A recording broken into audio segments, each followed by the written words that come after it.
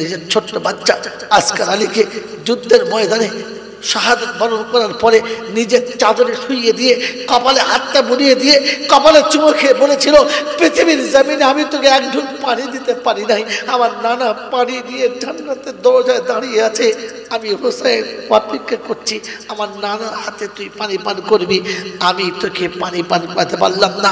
পিতা যেদিন সন্তানের কপালে চুমো খেয়ে শব্দটা বলেছে, কলিজা ভিতরে ছিল কিন্তু অটোমেটিক জবানের বাইরে চলে এসেছে।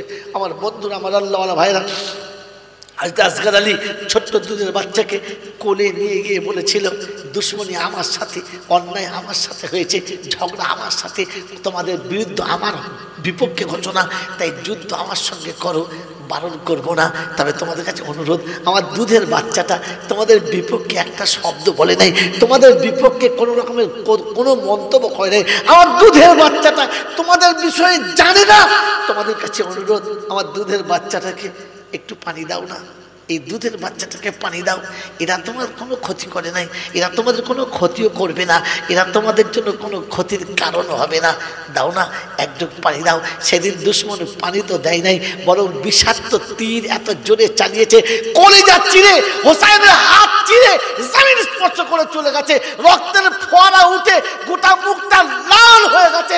সন্তানের রক্তে যেদিন হোসাইন নিজের চেহারা রঙিন করে বাচ্চাকে কোলে করে নিয়ে প্যান্ডেলের কাছে এসে, খেমার কাছে এসে শুনিয়েছিল বিবিদেরকে, আর কোনো দিন পানি চাইবে না, আর পানির জন্য কোনো দিন কাঁদবে না। এতক্ষণ তোমার কোলে পানির জন্য হিচকি তুলছিল তো, হিচকি তুলছিল তো, হিচকি বন্ধ হয়ে গেছে, আর কোনো দিন পানির জন্য চাইবে না। এই মুসলমানের ছেলে মুহররম মাসেতে কমপক্ষে 10 বোতল পানি কিনে 10টা বাচ্চার হাতে, এতিমের হাতে দিয়ে বলতে পারলেন না, চাইছে সাঁওতাল হোক, বাউরি হোক, বাগদি হোক, মুচি হোক, ডোম চামার যেই হোক, সেটা একজন মানুষ, একটা মানুষের হাতে 1 বোতল পানি তুলে দিয়ে বলতে পারলেন না, পরওয়ারদিগার আলম, পারলাম না সেদিনের জন্য কিছু করতে, পারলাম না সেদিনের জন্য কিছু করতে, তবে 1 বোতল পানি একজন মানুষের হাতে তুলে দিয়েছি এই আশা করে যে আমি হোসাইনকে ভালোবাসি, হোসাইনের বাচ্চাদের জন্য পানি।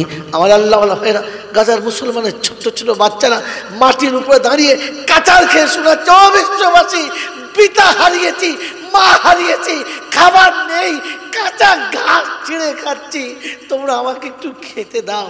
এই আর্তনাদের আওয়াজ আসছে, পারি না আমরা আমাদের ভালোবাসার তহবিল থেকে বাচ্চার আদরের, সন্তানের বিয়ে বাচ্চার ভালোবাসার সব কিছুর মাঝখানেতে আমি পারি না, পারি না, 2টো করে টাকা প্রতিদিন জমা রাখি, আর মাসের শেষে ইসলামী ফাউন্ডেশনের টাকাটা জমা করি, যেটা আমি আমার ওই ইয়েতিম ভাইদের জন্য, আমি আমার ওই ইয়েতিম মাসুম বাচ্চাদের জন্য, একবেলা খাবার জন্য গাছের কচি পাতা চিবিয়ে খাচ্ছে, কিংবা হয়তো কোনো কাঁচা ঘাস ছিঁড়ে খাচ্ছে, ওই বাচ্চাদের মুখে 1 মুঠো লোকমা তুলে দেওয়ার জন্য, 1 মুঠো অন্ন তুলে দেওয়ার জন্য মুহররম মাসেতে তুমি তোমার টাকা নিয়ে এর অন্যায় পথে ব্যবহার করছো। কোরআন শুনিয়ে দিয়েছে, লা তুলহিকুম আমওয়ালুকুম ওয়ালা আওলাদুকুম আন যিকরিল্লাহ, সন্তান আর সম্পদ আমার ইচ্ছার ব্যতিক্রম চালাবে না, ফাউলাইকা হুমুল খাসিরুন, যদি এটা করো তো পৃথিবীতে লাঞ্ছিত হবে, অপমানিত হবে, তোমার পাশে থাকার কাউকে পাবে না, তোমার সাথে থাকার কাউকে পাবে না। মঙ্গলকোটের যুবক, আলহামদুলিল্লাহ, আলহামদুলিল্লাহ ওয়া কাফা ওয়া সালামুন আলা ইবাদিহিল্লাযীনা ইসতাফা, আম্মা বাদ। قال الله تبارك وتعالى في كلامه العظيم، بسم الله الرحمن الرحيم، رب اشرح لي صدري ويسر لي أمري واحلل عقدة من لساني يفقهوا قولي. وقال أيضا، سبحانك لا علم لنا إلا ما علمتنا إنك أنت العليم الحكيم. وقال أيضا، ربنا لا تؤاخذنا إن نسينا أو أخطأنا. সকলে বলি আমিন। قال الله عز وجل، يا أيها الذين آمنوا لا تلهكم أموالكم ولا أولادكم عن ذكر الله ومن يفعل ذلك فأولئك هم الخاسرون وقال الله عز وجل يا أيها الذين آمنوا اتقوا الله وقولوا قولا سديدا يصلح لكم أعمالكم ويغفر لكم ذنوبكم والله غفور رحيم وقال أيضا يا أيها الذين آمنوا هل أدلكم على تجارة تنجيكم من عذاب أليم إلى آخر الآية إن هذه تذكرة فمن شاء اتخذ إلى ربه سبيلا قال النبي صلى الله عليه وسلم كن عالما أو متعلما أو مستمعا أو محبا لهما فلا تكن خامسا فتهلك وقال النبي صلى الله عليه وسلم طلب العلم فريضة على كل مسلم رواه مسلم وقال النبي صلى الله عليه وسلم المؤمن مرآة المؤمنين أو كما قال عليه الصلاة والتسليم صدق الله العظيم وصدق رسوله النبي الكريم ونحن على ذلك لمن الشاهدين والشاكرين يا أيها الذين آمنوا صلوا عليه وسلموا تسليما اللهم صل على محمد النبي الأمي الهاشمي وعليه وصحبه وبارك وسلم تسليما كثيرا كثيرا मेरे मोहतरम दोस्त और बुजुर्ग अल्लाह पाक के लाखों शुक्रिया তিনি আমাদেরকে তার শ্রেষ্ঠ আহকাম ঈশান নামাজ পড়ার পর কোরআন ও হাদিসের এক নুরানি মাহফিলে ফেরেশতাদের সাথে জান্নাতের বাগানে বসার সুযোগ দিলেন আর আমি আপনি সুযোগটাকে সদ্ব্যবহার করতে পারলাম এজন্য মুক্ত কণ্ঠে কৃতজ্ঞতা স্বীকার করে বলি আলহামদুলিল্লাহ প্রশংসার একমাত্র মালিক হলো আল্লাহ কারণ তিনি ছিলেন তিনি আছেন আর তিনিই থাকবেন বাকি পৃথিবীর যা কিছু দেখছি এগুলো ছিল না আগামীতে এগুলো থাকবে না তো যে জিনিস ছিল না আর ভবিষ্যতে থাকবে না তার উপরে ভরসা করলে ভুল হওয়াটাই স্বাভাবিক ঠিক মোটেই না তার কাছেই যেতে হবে যাব না বলা যাবে না তার হাত থেকে ফসকে পালাবো এ সুযোগ কারোর হয় নাই আর আমারও হবে না তার কাছে যাওয়ার পরে লাঠি বল পাটি বল দল বল বিদ্যে বল বুদ্ধি বল অর্থ বল জনবল মনোবল বুকের বল কোমরের বল দেশের বল দশের বল তোমার বল আর আমার বল তো কবর প্রতিদিন ডাকে আর বলে একবার আমাদের পাড়ায় চল ও পাড়ায় গেলে বুঝতে পারবি সব বেকল কারণ অর্থের গরম ডিগ্রির গরম রূপের গরম যৌবনের গরম বাপের গরম বেটার গরম লাঠির গরম পাটির গরম নেতার গরম নীতির গরম দিল্লিতে দাদার গরম কলকাতায় দিদির গরম কবরডাঙ্গায় গেলে ফুল নরম ওখানে নরম হলে রেহাই আর গরম হলেই পেটাই তৃতীয় কোনো চ্যাপ্টার নাই এই ক্ষমতার যিনি একাই মালিক তিনি হলেন মুখ হলেন তিনি হলেন আল্লাহ তার দরবারে দরবার কার আল্লাহ বাকি পৃথিবী যত দরবার আছে এগুলো মানুষকে ঠকাবার একটা বিশেষ কারবার পৃথিবীতে যত দরবার আছে তা মানুষ ঠকানোর একটা বিশেষ কারবার দরবার শুধু আল্লাহর দরবার আর কারবারের তফাৎ কারবারে চলে বাজবিচার আর দরবারে হলো একাকার एक ही सब पे खड़ा हुए हैं महमूद अयाज अब ना कोई बंदा ना बंदा नमाज शायद अल्लामा एक बार लिखेছেন যে যখন আজান হবে আল্লাহু আকবার তো ওখানে বাদশাও যেখানে আর চাকরও সেখানে এখানে বাদশাহী ফলানো যাবে জোরে বলেন না প্রথম কাতারে প্রাইম মিনিস্টার পাশে দাঁড়িয়েছে কে?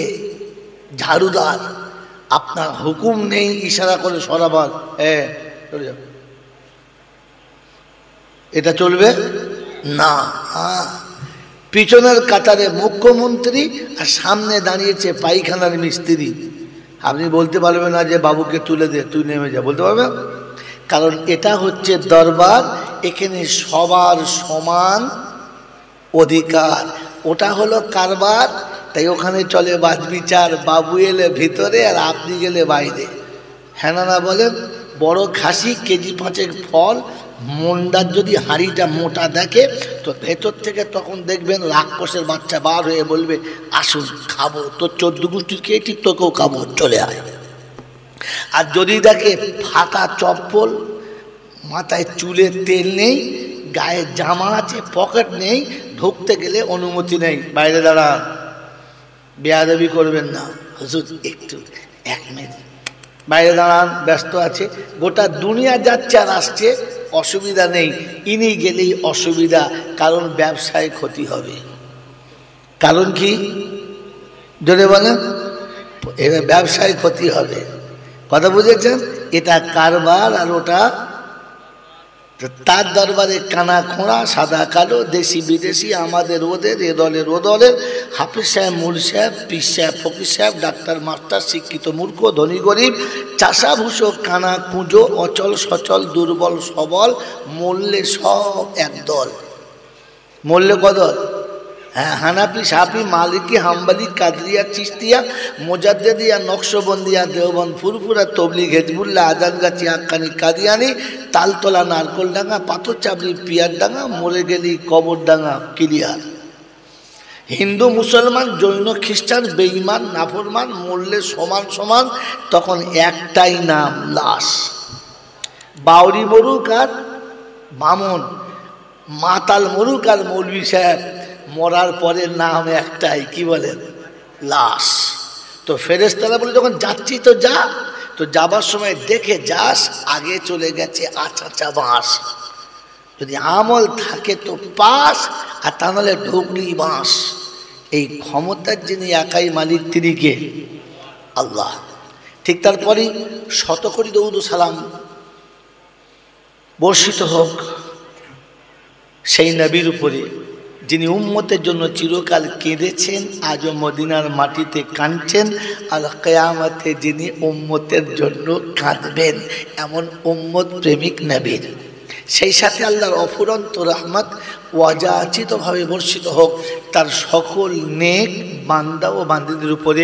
সকলে বলি আল্লাহুম্মা আমিন। মহতরম দোস্তর বুজুর্গ, জলসা আসল হলো ভাবার বিষয়।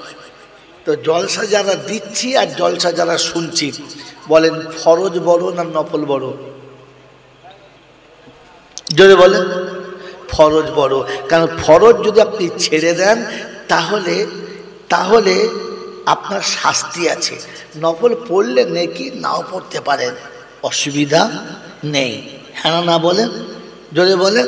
এখন কোনো মানুষ যদি ফরজ ছেড়ে নফলের উপরে বেশি চাপ দেয়, তাহলে লোকটা সুস্থ না অসুস্থ? অসুস্থ। লোকটা যদি বলেন সুস্থ না, সুস্থ না। তো জলসা শোনা বা শোনানো মুস্তাহসান, মুস্তাহাব। আর এশার নামাজ কি ফরজ।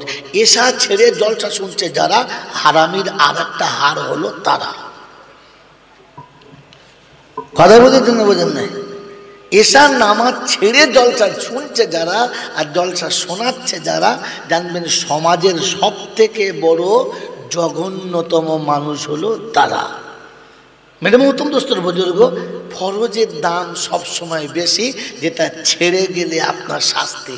মনে থাকবেন ইনশাল্লাহ, মনে থাকবেন ইনশাল্লাহ।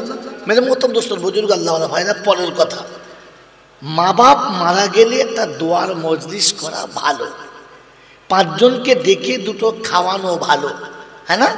কুকুর, ছাগল, ভেড়া, কুত্তা, হাঁস, মুরগি 2-4 জনকে খাওয়ানো কি ভালো, এটা নফল আমল। কিন্তু মা বাপের ভাত দেওয়া যদি বলেন ফরজ।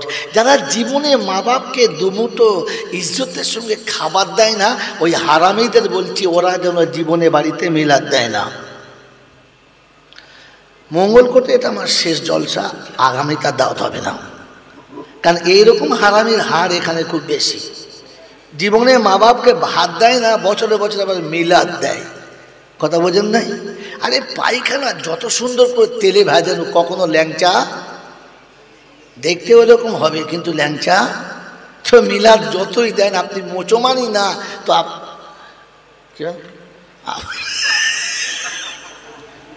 বন্ধু, ইসলাম ভাবার বিষয়। ভাববেন ইনশাআল্লাহ, জয় বলেন, ভাববেন ইনশাআল্লাহ। আল্লাহর নবী সাল্লাল্লাহু আলাইহি ওয়াসাল্লাম যাকে পৃথিবীতে সব থেকে বেশি ভালোবাসতেন তিনি হাসান ও হোসেন, যাদেরকে কোলের ওপরে বসিয়ে কথা বলতেন। নামাজের সেজদায় গিয়ে নেমে গেলে হোসেন কাঁধে চেপে গেলে রাসূল দীর্ঘক্ষণ সেজদায় পড়ে থাকতেন, মাথা তুলতেন না, আমার হোসেন পড়ে গেলে কষ্ট পাবে।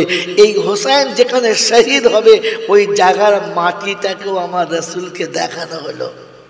এটা থেকে আমাদের শিক্ষা নেওয়া দরকার ছিল না?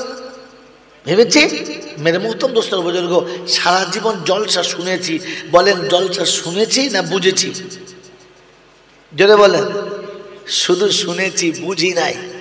বুঝি নাই তার নমুনা, কারণ বুঝে গেলে ভোলা সম্ভব না, আর শুনে গেলে ভুলে যাওয়াটাই স্বাভাবিক, মনে রাখা সম্ভব না। এই জন্য যতদিন যা শুনেছি তা শুধু শুনেছি, বুঝি নাই।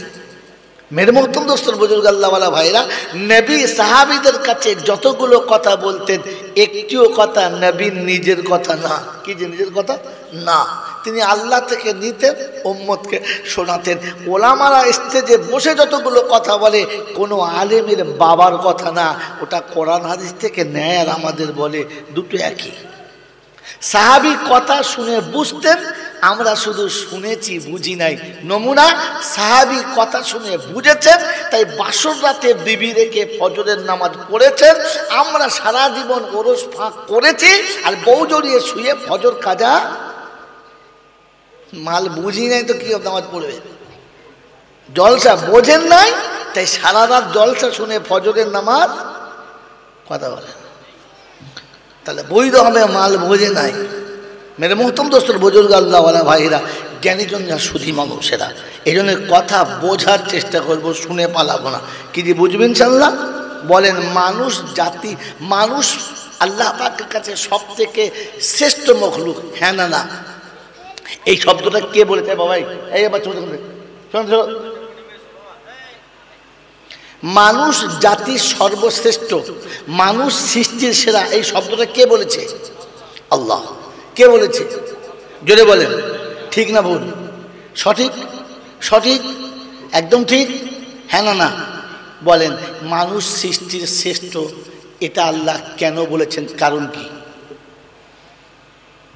আল্লাহ আমাকে আর আপনাকে সৃষ্টির সেরা বলেছেন, আর কোরআনে ভাষা দিয়েছে, লাকাদ খালাকনাল ইনসানা ফি আহসানি তাকবীম, আমি বানিয়েছি যত মখলুক তার মধ্যে শ্রেষ্ঠ মানুষকে করেছি। কারণ কি?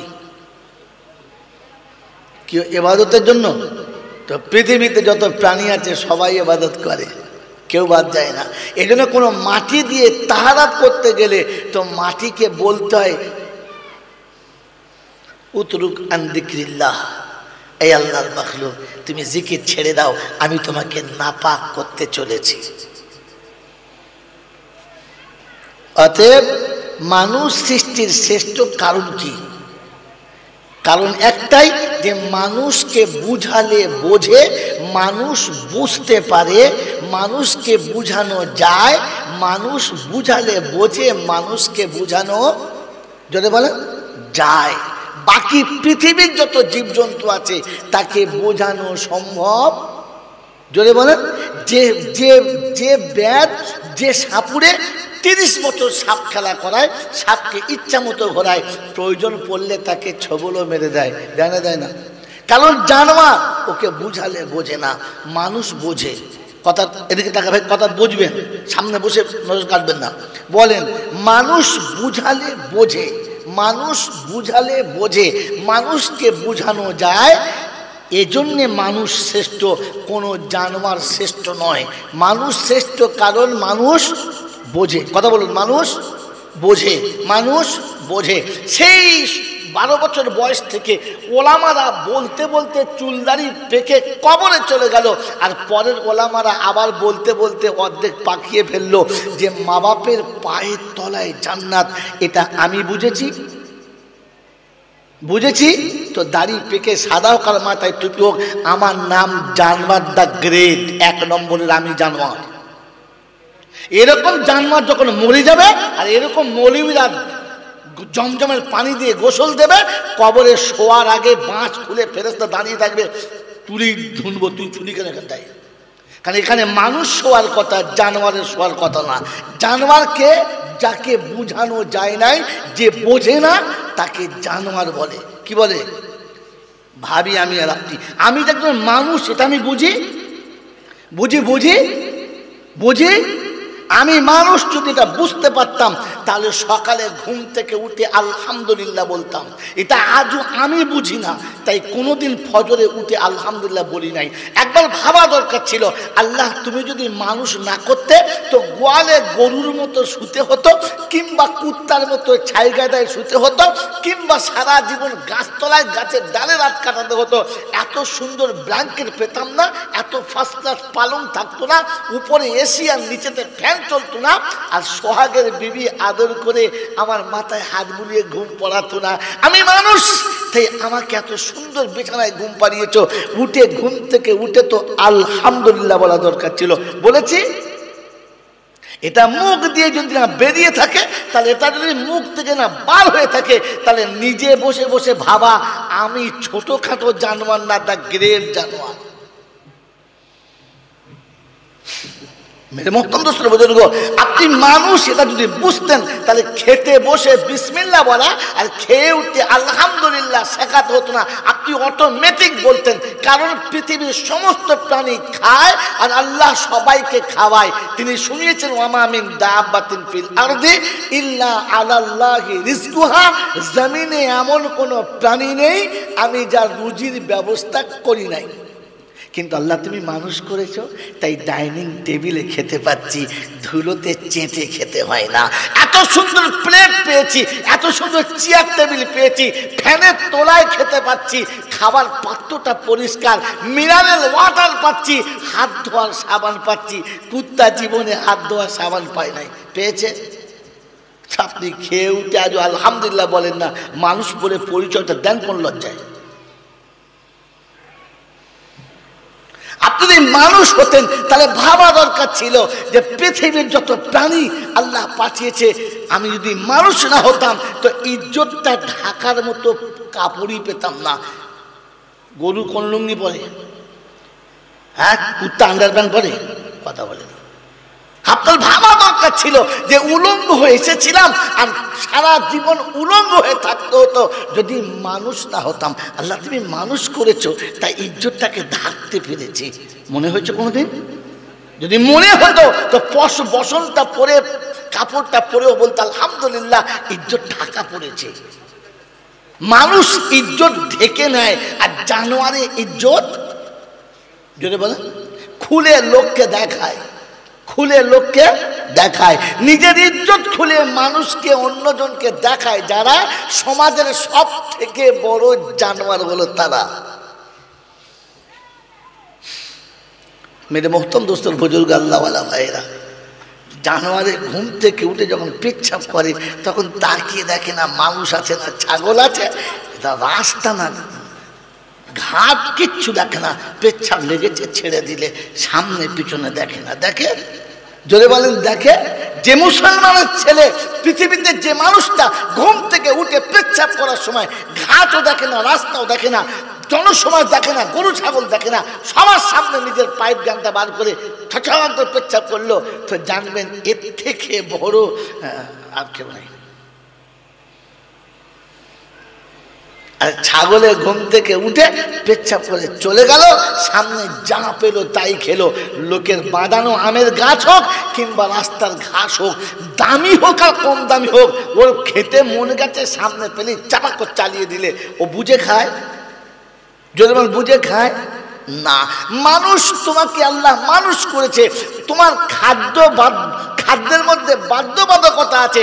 এরপরে লটারিও কাটলে, সিনেমার টিকিটও কাটলে, চিটিংবাজিও করলে, ধাপ্পাবাজি করলে, মানে ফাঁকি দিলে, দাঁড়ি মারলে, সুদের টাকা খেলে, আবার বউকে দিয়ে সুদের সেক্রেটারি করলে, তোমার নাম কি? আশ্চর্য। গরু ছাগলের খাবার সময় তাকিয়ে খায় না, আর আমি শুধু মাল পেলেই হলো, হারাম হালাল বুঝি না, আমার নাম কি? সন্ধ্যাবেলা ছাগল সারা দুনিয়া ঘুরে বিছানায় শুয়ে গেল, হাত পাও ধুইল না, আল্লাহ বললো না, বিসমিল্লাহ বললো না। আর আমি সারাদিন সমাজের সব মাথাগুলো চিবিয়ে খেয়ে সন্ধ্যাবেলায় বিছানায় শুয়ে গেলাম, তখনও তওবা করে 2 রাকাত নামাজ পড়ে শুতে পারলাম না। তো বিবির পাশে শুয়ে বিবিকে বলবে, ময়না রে বুকে হাত দিয়ে দেখতো তোর পাশে যেটা শুয়েছে কুত্তা শুয়েছে না মানুষ শুয়েছে। রাতের বেলা বউ হাফেজ সাহেবকে ডেকে পাঠাবে, আসুন। কচির বাপের ভূত চেপেছে। বলে কেন? বলছে কিনা কুত্তা শুয়েছে। বলে ওরে ওই জন্যে বলি নাই, তুই ঘাবড়াস না, কেন কুত্তা সারা জীবন যা করে আমি তাই করি, আমার মধ্যে কুত্তার মধ্যে কোনো তফাৎ নেই। কুত্তা তো কমপক্ষে মালিক দেখলে মাথাটা নিচু করে, কুত্তা তো কমপক্ষে মালিকের আওয়াজ পেলে ছুটি আছে। আমি তার থেকে বড় কুত্তা। 5বার আমার আল্লাহ দেখেছেন, আমি ইচ্ছা করে যাই নাই, বিড়ি খেয়ে তাস খেয়ে কাটিয়েছি। কুত্তাকে তো কুত্তা বললে মানায়, আমাকে মানুষ থেকে কুত্তা বললে কুত্তাও লজ্জা পায় যে আল্লাহ এত বড় অপরাধীকে আমার খাতায় দেবেন না, অন্য কারোর খাতায় দেন। মোহতরম দোস্তর বুজুর্গ আল্লাহওয়ালা ভাইরা, এটা যদি বুঝে না থাকি তো হোসাইনের কথা যতই বলো বুঝবে না, ও লাঠি খেলবে। কারণ জানোয়ার বোঝে না, বোঝানো সম্ভব না। মানুষ হলে এক কথাতেই বুঝে যাবে। কথা বুঝে এসছে বাবাজি? আমার বন্ধুরা, আমার আল্লাহওয়ালা ভাইরা, যদি আপনি আমাকে বলেন হুজুর কায়দা করে বেশ গুছিয়ে ভালোই বললেন তো, না বন্ধু, আমি কায়দা করে বলি নাই, গুছিয়ে বলি নাই, এটা রব বলেছে আর জিম্মেদারি ছিল শুনিয়ে দিয়েছি। তা বলেছে কে? আল্লাহ, পৌঁছাচ্ছে কে? গোলাম। এই জন্য আল্লাহ পাক জিজ্ঞাসা করল কিয়ামতের ময়দানে, আল্লাহ জিজ্ঞাসা করবেন, ওয়াসিকাল্লাযীনা কাফারু ইলা জাহান্নামা যুমারা হাত্তা ইযা জাউহা ফুতিহাত আবওয়াবুহা ওয়াকালা লাহুম খাযানাতুহা আলাম ইয়াতিকুম রুসুলুম মিনকুম ইয়াতলুনা আলাইকুম আয়াতি রাব্বিকুম। ময়দানে মাহশার চালু হবে আর গরু ছাগলের মতো তাড়িয়ে জাহান্নামের দিকে নিয়ে যাবে। জাহান্নামের দরবান দরজার কাছে এসে বলবে, আলাম ইয়াতিকুম রুসুলুম মিনকুম, আরে তোদের কাছে কোনো এমন দায়ী যায় নাই, রাসূল যায় নাই যে তোদেরকে এই জাহান্নামের ভয়াবহ কথাটা শোনাবে, এরকম কেউ যায় নাই, যায় নাই। তো সেদিন বলতে বাধ্য হবে, সারা জীবন মিথ্যা বলেছেন, সেদিন জবান সত্য বলে দেবে, ক্বালু বালা, এসেছিল এসেছিল। কিন্তু আমি মনে মনে করতাম এরা বেশি বোঝে, আগে সব মৌলসাবরা বুঝতো না নাকি, ওরা বেশি বোঝে। তো ফেরেশতারা বলছে এবার জাহান্নামের লাঠি খোঁজে, আয়। তুই মৌলবি থেকে বেশি বুঝতিস? ওলামারা বলেছে আর তুমি তোমার নিজের গোয়ার তুমি উপরেই চলেছো আর মনে মনে করছো ঠিক করেছি। আল্লাহ পাক রব্বুল আলামিন শোনাচ্ছেন, ফাযাক্কির ইন্নামা আনতা মুযাক্কির লাস্তা আলাইহিম বিমুসাইতির। কথাগুলো আমার, জবানটা তোমার, একটু সরল ভাষায় বলে দাও, আর না মানলে আমার কাছে ছেড়ে দাও। ইন্না ইলাইনা ইয়াবাহুম সুম্মা ইন্না আলাইনা হিসাবাহুম। আমি ধরবো আর ধুনে ছেড়ে দেবো, কোন বাবা বাঁচায় সেদিন দেখবো। আর জিজ্ঞাসা করবে ডাক কাকে ডাকবি? ওয়ায়াউমা ইয়াকুলু নাদু শুরাকাই আল্লাযিনা জামতুম। সেদিন আমি আল্লাহ পাক বলবো ডাক্তারদেরকে, যাদের উপরে ভরসা ছিল যে এইখানে লাঠি বাজালে মনে হয় হোসাইন দেখতে পাবে, এইখানে যদি ঢোল বাজায় তো হোসাইন শুনতে পাবে, ডাক্তারদেরকে তো সেদিন হাসরের সুযোগ দেবে, যা ডেকে লিয়ায়। গোটা হাসরের ময়দান খুঁজে যখন পাবে না, ওরা জাহান্নাম, জাহান্নাম দেখার পরে ব্যাক করে বলবে রব্বানা আজকে তুমি ছাড়া আর বাঁচাবার কাউকে পেলাম না। বলে এখন মনে পড়েছে, কি করবি? বলছে তওবা করব। এখনকার মাল সব তো বুদ্ধিমান মাল, রমজান মাসে রোজা রাখে নাই, আসরের পরে 4টে কলা 2টো রসগোল্লা ভালো ভালো মিষ্টি। হ্যাঁ গো চাচা রোজা রেখেছো? বলছে না বাবু। তো এইসব কে খাবে? বলছে তোর চাচি রেখেছে। তো রোজা রাখবে তুমি কেন কিনছো? বলছে ধর মাথা মোটা কথা, জলসা শুনি নাই যে রোজা যে রাখবে সে ততটাই নেকি পাবে, ইফতার খোলালি ততটা পাবে। তো 50-50 দুজন ভাগ করে নেবো, ও রোজা রাখবে আর আমি ইফতার খোলাবো। হলো না? খোদায় পাক বলছে ওর চিটিংবাজির দুনিয়াতে চলেছে কবরে। জোরে বলেন, ও চিটিংবাজির দুনিয়াতে চলেছে কবরে, চলবে না। তো সেদিন বলবেন ফাংতারাবু বিদাম বিগিম ফাসুকাল লিআসহাবিস সাঈর। এক বাক্যে বলবে রব্বানা যালামনা আনফুসানা, ভুল করেছি, অন্যায় করেছি, সমস্ত ভুল থেকে তওবা করছি, ছেড়ে দাও, আমরা তোমার কাছে স্যালেন্ডার হয়ে গেছি। রব্বে দুল জালাল বলে ঘাড় ধরে জাহান্নামে ফেলে দেয়। ফেরেশতা বলে রব্বানা তওবা, বলে তওবার সাথে রাখ, তওবা শুধু ফেল। মেরে মুহতরম দোস্ত আর বুজুর্গ, মার্ডার কেসের আসামি মসজিদের ভেতরে টুপি মাথায় দিয়ে বসে আছে, পুলিশে ধরবে না? ধরবে না? কথা বলে কেন ধরবে? নামাজি লোক, মাথায় টুপি দিয়ে আছে, টুপি শুধু বেঁধে পেটাশা লাগে। হ্যাঁ, 3টে মার্ডার করে এসে জুম্মার দিনে ইমামের পেছনে দাঁড়িয়েছে, হাফ ফেরেশতা। মার ডবল হবে না সিঙ্গেল? এক তো অন্যায় করার জন্য, আর 2 নম্বর ইমামের পেছনে দাঁড়ানোর জন্য। মরার পরে পর্যন্ত তওবা করার সুযোগ আসে নাই, কিয়ামতের মাঠে গিয়ে বলছে তওবা করবো, আল্লাহ মাফ করে দেবে। আল্লাহ বলছে হ্যাঁ মাফ, এটাই জাহান্নামে প্রথম ধুনে দেবে, পরে মাফ হবে। মনে থাকবে ইনশাআল্লাহ। মেরে মুহতরম দোস্তর বুজুর্গ আল্লাহওয়ালা ভাইরা, জ্ঞানী জনেরা, সুধী মানুষেরা, এটা আমার নিজস্ব কথা না, আয়াত শুনে নেন। ওয়ালাকাদ জারানা লিজাহান্নামা কাসীরাম মিনাল জিন্নি ওয়াল ইনসি লাহুম কুলুবুন লা ইয়াফকাহুনা বিহা ওয়া লাহুম আয়ুনুন লা ইউসিরুনা বিহা ওয়া লাহুম আযানুন লা ইয়াসমাউনা বিহা উলাইকা কাল আনআম বাল হুম আদাল উলাইকা হুমুল গাফিলুন।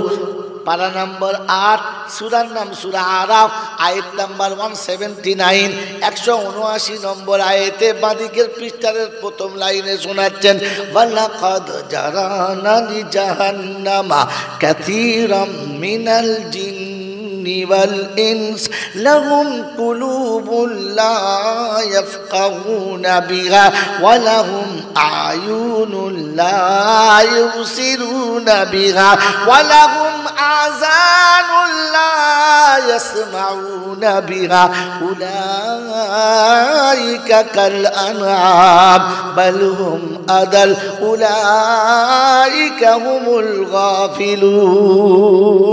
আমি জাহান্নামে যাদেরকে জাহান্নামী করব তাদের 3টে গুণ থাকবে। কটা গুণ? কটা গুণ? 1 নম্বর গুণ হলো অনুশোচনার সুযোগ থাকবে না, কোনো দিন ভাববে না, বুঝবে না, বোঝার চেষ্টাও করবে না।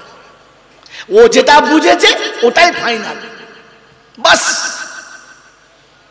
ওয়ালাহুম আয়ুনুন লা ইউবসিরুনা বিহা, আর যেটা চোখে দেখবে, দেখেও বুঝবে না আর ভাববে না কি দেখলাম, কেন দেখলাম, এরকম কেন হলো, ভাববে না। ওয়ালাহুম আযানুন লা ইয়াসমাউনা বিহা, আর তাদের কান থাকবে, শুনবে, কিন্তু শুনে কথা বুঝবে। জোরে বলেন না, আমি ওদেরকে মানুষ বানিয়েছি, কিন্তু মানুষের খাতায় ওদের নামটা রাখি নাই, ওদের নামটা জানোয়ারের খাতায়। উলাইকা কাল আনাম, এরা জানোয়ারের মতো। আর পরে বলতেন বালহু মাদার, না না, জানোয়ার তো রবের তসবিহ করে, এ তো রবের তসবিহ করে না, অতএব জানোয়ারের থেকেও খারাপ। কারণ একটাই, যে ওরা জানোয়ার ছিল, বোঝে নাই, ঠিক আছে, ভালো মন্দ মানুষ বোঝে, জানোয়ারে বোঝে? যদি বলে না, পেচ্ছাপ জিনিসটা খারাপ, এটা কে বোঝে না? জানোয়ারে বোঝে না, মানুষ বোঝে। হিন্দু মুসলমান জৈন খ্রিস্টান বাউরি বাগদি যাই হোক না কেন, পেচ্ছাপটা নোংরা, পেচ্ছাপটা খারাপ জিনিস, অপদার্থ, এটা পৃথিবীর সব মানুষ বোঝে। শুধু বোঝে না কে? জানোয়ার। বোঝে না কে? জানোয়ার জানে পেচ্ছাপ লেগেছে, ছেড়ে দাও, বাস। পেচ্ছাপটা খারাপ, এটা জানোয়ারে বোঝে? জোরে বলে না। আর পেচ্ছাপ খারাপ না বুঝে যারা সারা জীবন মেশিন পাট ধুইল না, এর নাম কি? পেচ্ছাপ করে লুঙ্গিতে, প্যানে, জাঙ্গিয়াতে,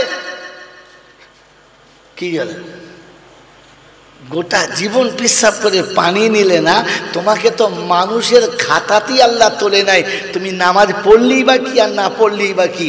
মহতম দোস্তর বুজুর্গ, এই জন্য আজকে শুনিয়ে দিচ্ছি। আমার আশা এর আগে মঙ্গলকোটের মানুষকে এটা কেউ শোনায় নাই।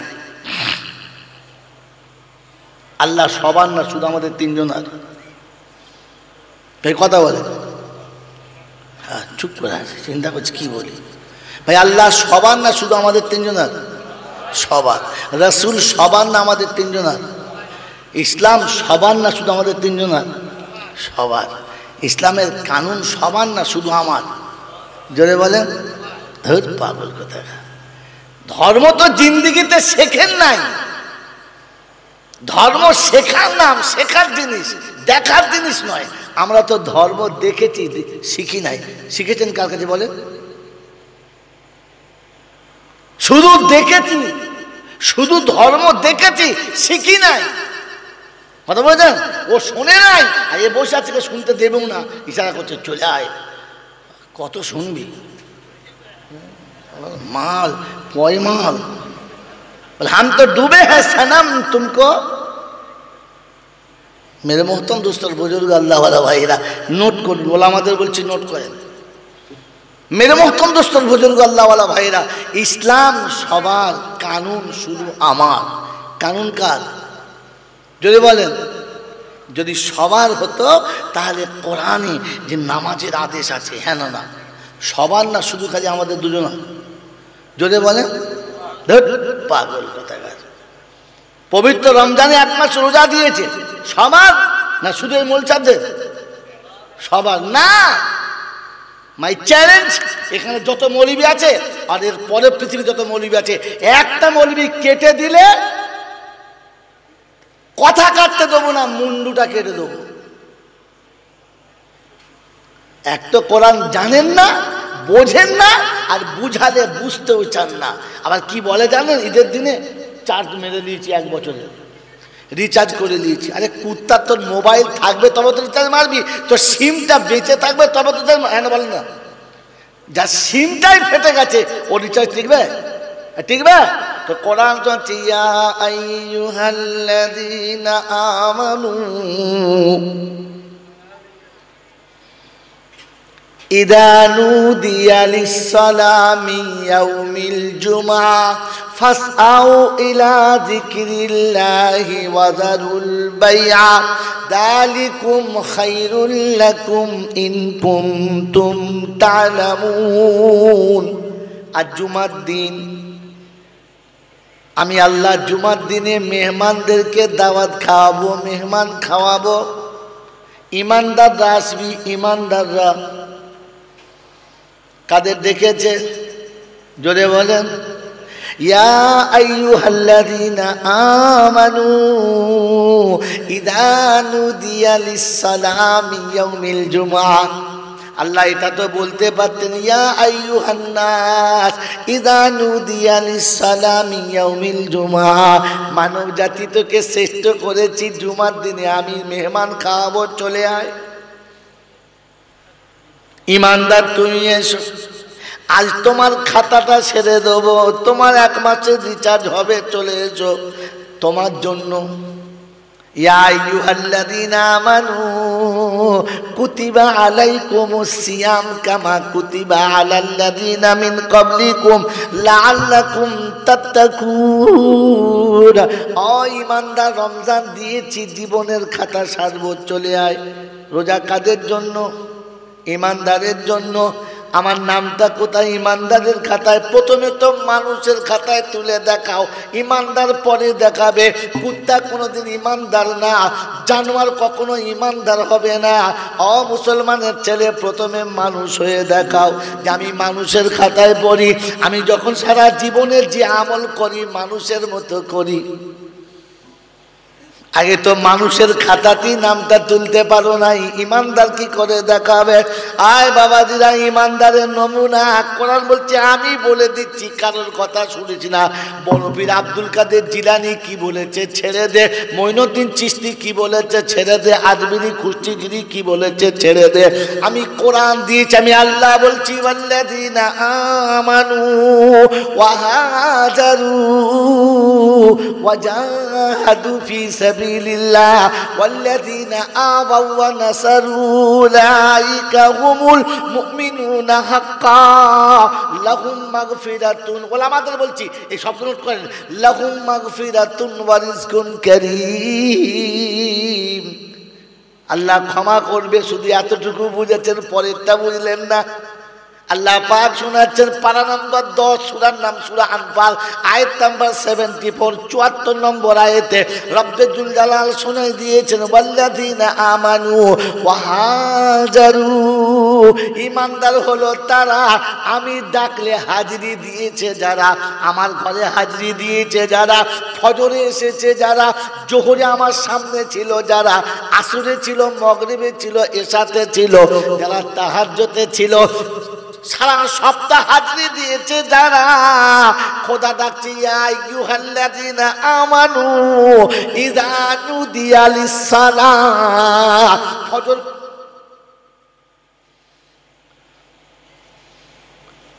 চল তো যাক, ফজর আদায় করেছ, জোহর করেছ, আসর মাগরিব গেছে, ঈশা গেছে, সব নামাজ পড়েছ, নফল পড়েছ, ওয়াজিব পড়েছ, সব নামাজ পড়েছ, কিন্তু আমি যেমন বলেছি তেমন কি হয়েছে? শুনিয়েছে, রব্বানা সেজদা করেছি কিন্তু তোমার মতো হলো না। রব্বানা নামাজ পড়েছি কিন্তু তুমি যেমন বলেছ তেমন না। তাই কোরআন শোনাচ্ছে, নামাজের পরে আমার কাছে বলবি, রব্বানা লা তুআখিযনা ইন নাসিনা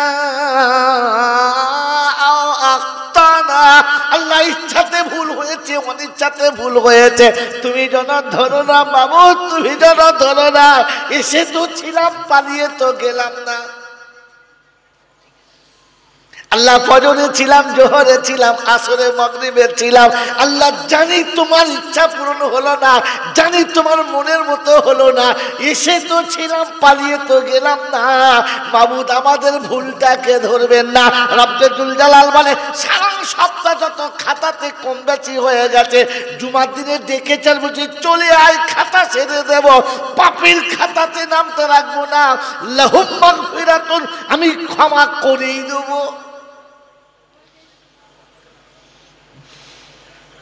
সারা সপ্তাহ আল্লাহর সামনে হাজিরি দিয়েছে যারা, জুমাতে ডেকেছে, আয় তোরা আয়।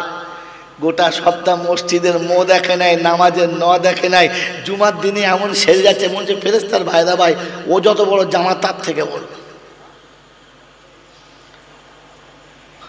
ওর থেকে জামা বড়, এরকম করে ধরে যাচ্ছে। ফেরেশতা চিন্তা করছে, আজ কি মুসলমানি হলো? হ্যাঁ, ছি ছি ছি ছি। আমাদের এদিকে হয় যে বাচ্চাদের মুসলমান হলে গামছাটা ধরে যায়, জানা, ও সেই মুসলমান ছেলের মতো জামা ধরে যাচ্ছে, তার মানে ওর থেকে জামা বড়। আরে হারামি, বড় জামা পরা ভালো, পায়ের গোলঘাটের নিচে পড়াটা যে ভালো নয়, এটা কবে শিখবে? ও খালি পেয়েছে 10 টাকা দেওয়ার জামা, 3টে কিনে চলে এসে সাইজ দেখে নাই মা। মেরে মুহতম দোস্তার বুজুর্গ আল্লাহওয়ালা ভাইরা, জ্ঞানীজনেরা, সুধী মানুষেরা, ভাবেন বসে বসে আপনাকে ডাকে নাই জুমার দিনে। জুমার দিনে রিচার্জ ইমানদারের জন্য আল্লাহ পাক শোনাচ্ছে, সারা সপ্তাহে যত ভুল হয়ে গেছে আমি ভুলটা জুমার দিনে সারবো ডেকেছি। আর বছর শেষ হয়ে গেছে, বছর শেষ হয়ে গেছে তো রমজান আল্লাহ দিয়েছে আর শুনিয়েছে আয় আয় খাতা সাজবো এবারে আয়। বলে আল্লাহ কিরকম খাতা সাজবে? বলে ইমানদার আয় আয়, এক ফরজে 70টা দেবো, নফল পড়লে ফরজ দেবো, একবার সুবহানাল্লাহ বললে 70 বারের দেবো, এক খতম কোরআন পড়লে 70 খতমের সওয়াব দেবো। আমি তো বলেছিলাম যে বছরে কমপক্ষে মাসে একটা খতম করবি, সপ্তাহে করবি, পারিস নাই, তাই রমজানে একটা খতম করিয়ে তোর বছরটা আমি কভার করব, চলে আয়। নামাজ পড়েছে জীবন ভর, কিন্তু নামাজ সোজা হলো না। আমি রমজান দিয়েছি আর বলে দিচ্ছি আয়, আমি তোকে 5 বছর 10 মাসের সওয়াব 1 মাসে দেবো, দেখি আমার নামাজি বান্দা কি করে জাহান্নামে যায়। আমি তোকে বাঁচাবো, কথা দিয়েছিলাম, আমি কথা দিয়েছিলাম আমার হাবিবের কাছে। হাবিব তোর উম্মত শুধু খালি আমি ডাকলে ছুটে আমার কাছে আসবে, আমি দেখবো শয়তান কি করে জাহান্নামে নিয়ে যাবে। আমি তো 1 মাসে 5 বছর 10 মাসের দেবো, 60-70 মাস যদি হয়, 5 12 60, 5 বছর গেল, তাও 10 মাস থাকি। হ্যাঁ না না, তোমার উম্মত যতই ভুল করুক আমি খাতা সেরে দেবো। ওরে বোকা, সারা বছর আল্লাহর ঘরে গেছে যারা, বন্ধু মঙ্গলকোটে নতুন হাটের বাজারে বড় বড় কাপড়ের দোকান আছে, বছরের শেষে একবার করে হাল খাতা হয় না, হয় না, নতুন খাতা হয় না, হয় না। সবাই গরু ছাগল ভেড়া সবাইকে দাওয়াত দেয়। কাকে দাওয়াত দেয়? খাতা আছে যার, নতুন খাতা, জোরে বলে তোর খাতা আছে? তোর তো খাতাই নাই, দেবো কাকু দেখায়। হ্যাঁ, একদিন পরে তো 3 দিন পরে না, একদিন পরে তো 6 দিন পরে না, জুমায় আসে তো শনিবার থাকে না, আর কি বলেন মিলাদে থাকে তো জলসায় থাকে। হ্যাঁ না বলেন, বলেন সারা বছরের খাতাই নাই। ও মাল নতুন খাতা করতে গেছে, আবার এসে কি বলে জানেন, রিচার্জ মেরে দিয়েছি। আরে ছুঁচো, তোর খাতা ছিল তো রিচার্জ মারবি করতে, তোর নতুন খাতা করবি, তোর সিমটাই তো খাতা। আমার বাবাজির, আমার সোনার চাঁদ বন্ধুরা, আমার সোনামণি মায়েরা বোনেরা, ভাবেন বসে বসে যে আপনার খাতা তখন হবে যখন সারা বছরের খাতা থাকবে। আবার যদিও খাতায় তো আছে, তো ডিজাইন নাই, কি বলেন জি, কথা বলেন নাই, সোনার দোকানে নুনের খাতা নিয়ে চলে এসেছে। কিসের খাতা যদি বলেন? সোনার দোকানে মুদিখানার খাতা নিয়ে গেছে। খাতা খুলে দেখে সর্বনাশ, দেখতে পেলি মালিক ডবল মাস, তোকে সোনার দোকানে এনেছে মুদিখানার খাতা নিয়ে। হ্যাঁ না বলেন না? যদিও নামাজ পড়েছে, মাথায় টুপিও নাই, গায়ে ভালো সুন্নতি জামাও নাই, হাঁটুর নিচে কাপড়ও নাই, ভাই দাঁড়িয়ে পড়লো বাগাম করে। হ্যাঁ রে ভাই, তুই যে নামাজ পড়তে এসেছিস, একটু সুন্নতি পোশাক পরে, কেন মাথায় টুপি না দিলে নামাজ হবে না? হ্যাঁ ঠিক বলে, হবে না? বড় জামা না বলতে নামাজ হবে না? হ্যাঁ, দাঁড়িয়ে চাইতে নামাজ হবে না? এই বছরের রমজানে কলকাতায় ছিলাম, নিউ টাউনে, দেখি বেশ খানদাসের ছেলে, শিক্ষিত। আমি বাপ বস বস, নামাজ পড়লাম আমি ফজর, বস বসেছি। আমি একটা কথা বলবো, কোথায় বাড়ি বাবা? কেউ বলে আসামে, কেউ বলে দিনাজপুরে, কেউ বলে সেই দার্জিলিংয়ে। এখানে কি হচ্ছে বাবা? আমরা এখানে পড়াশোনার ডিগ্রি নিতে এসেছি, কলকাতা থেকে ভালো ভালো ডিগ্রি নেবো। হ্যালো, কোন কলেজে? সব আবার অত মনে অনেক কলেজের নাম বললো। হ্যাঁ বাবা, তোমাদের কলেজে এই যা জামা কাপড় পরেছে, এই জামা পরে যাও? বলেছি না, কলেজে একটা ইউনিফর্ম আছে, সেটা পরে যেতে হয়। হ্যাঁ, তোমাদের কলেজের বিদ্যে কি ইউনিফর্মের ভিতরে আছে? বলে না। তোমার কলেজের বিদ্যে ইউনিফর্মের ভিতরে নাই তো? বলে না। কিন্তু ইউনিফর্ম বাধ্যতামূলক, আপনি ইউনিফর্ম না পড়লে আপনাকে ঢুকতেই দেবে না। হ্যাঁ না যদি বলেন বন্ধু, আপনাকে ইউনিফর্ম ছাড়া ঢুকতে দেবে না। বিদ্যে ইউনিফর্মে ছিল না, খোদার কসম বলছি, আপনি মাথায় টুপি না দিলেও নামাজ হতো। কিন্তু দুঃখ হলো এইখানে, আপনি তো ইউনিফর্ম ছাড়া চলে এসেছেন।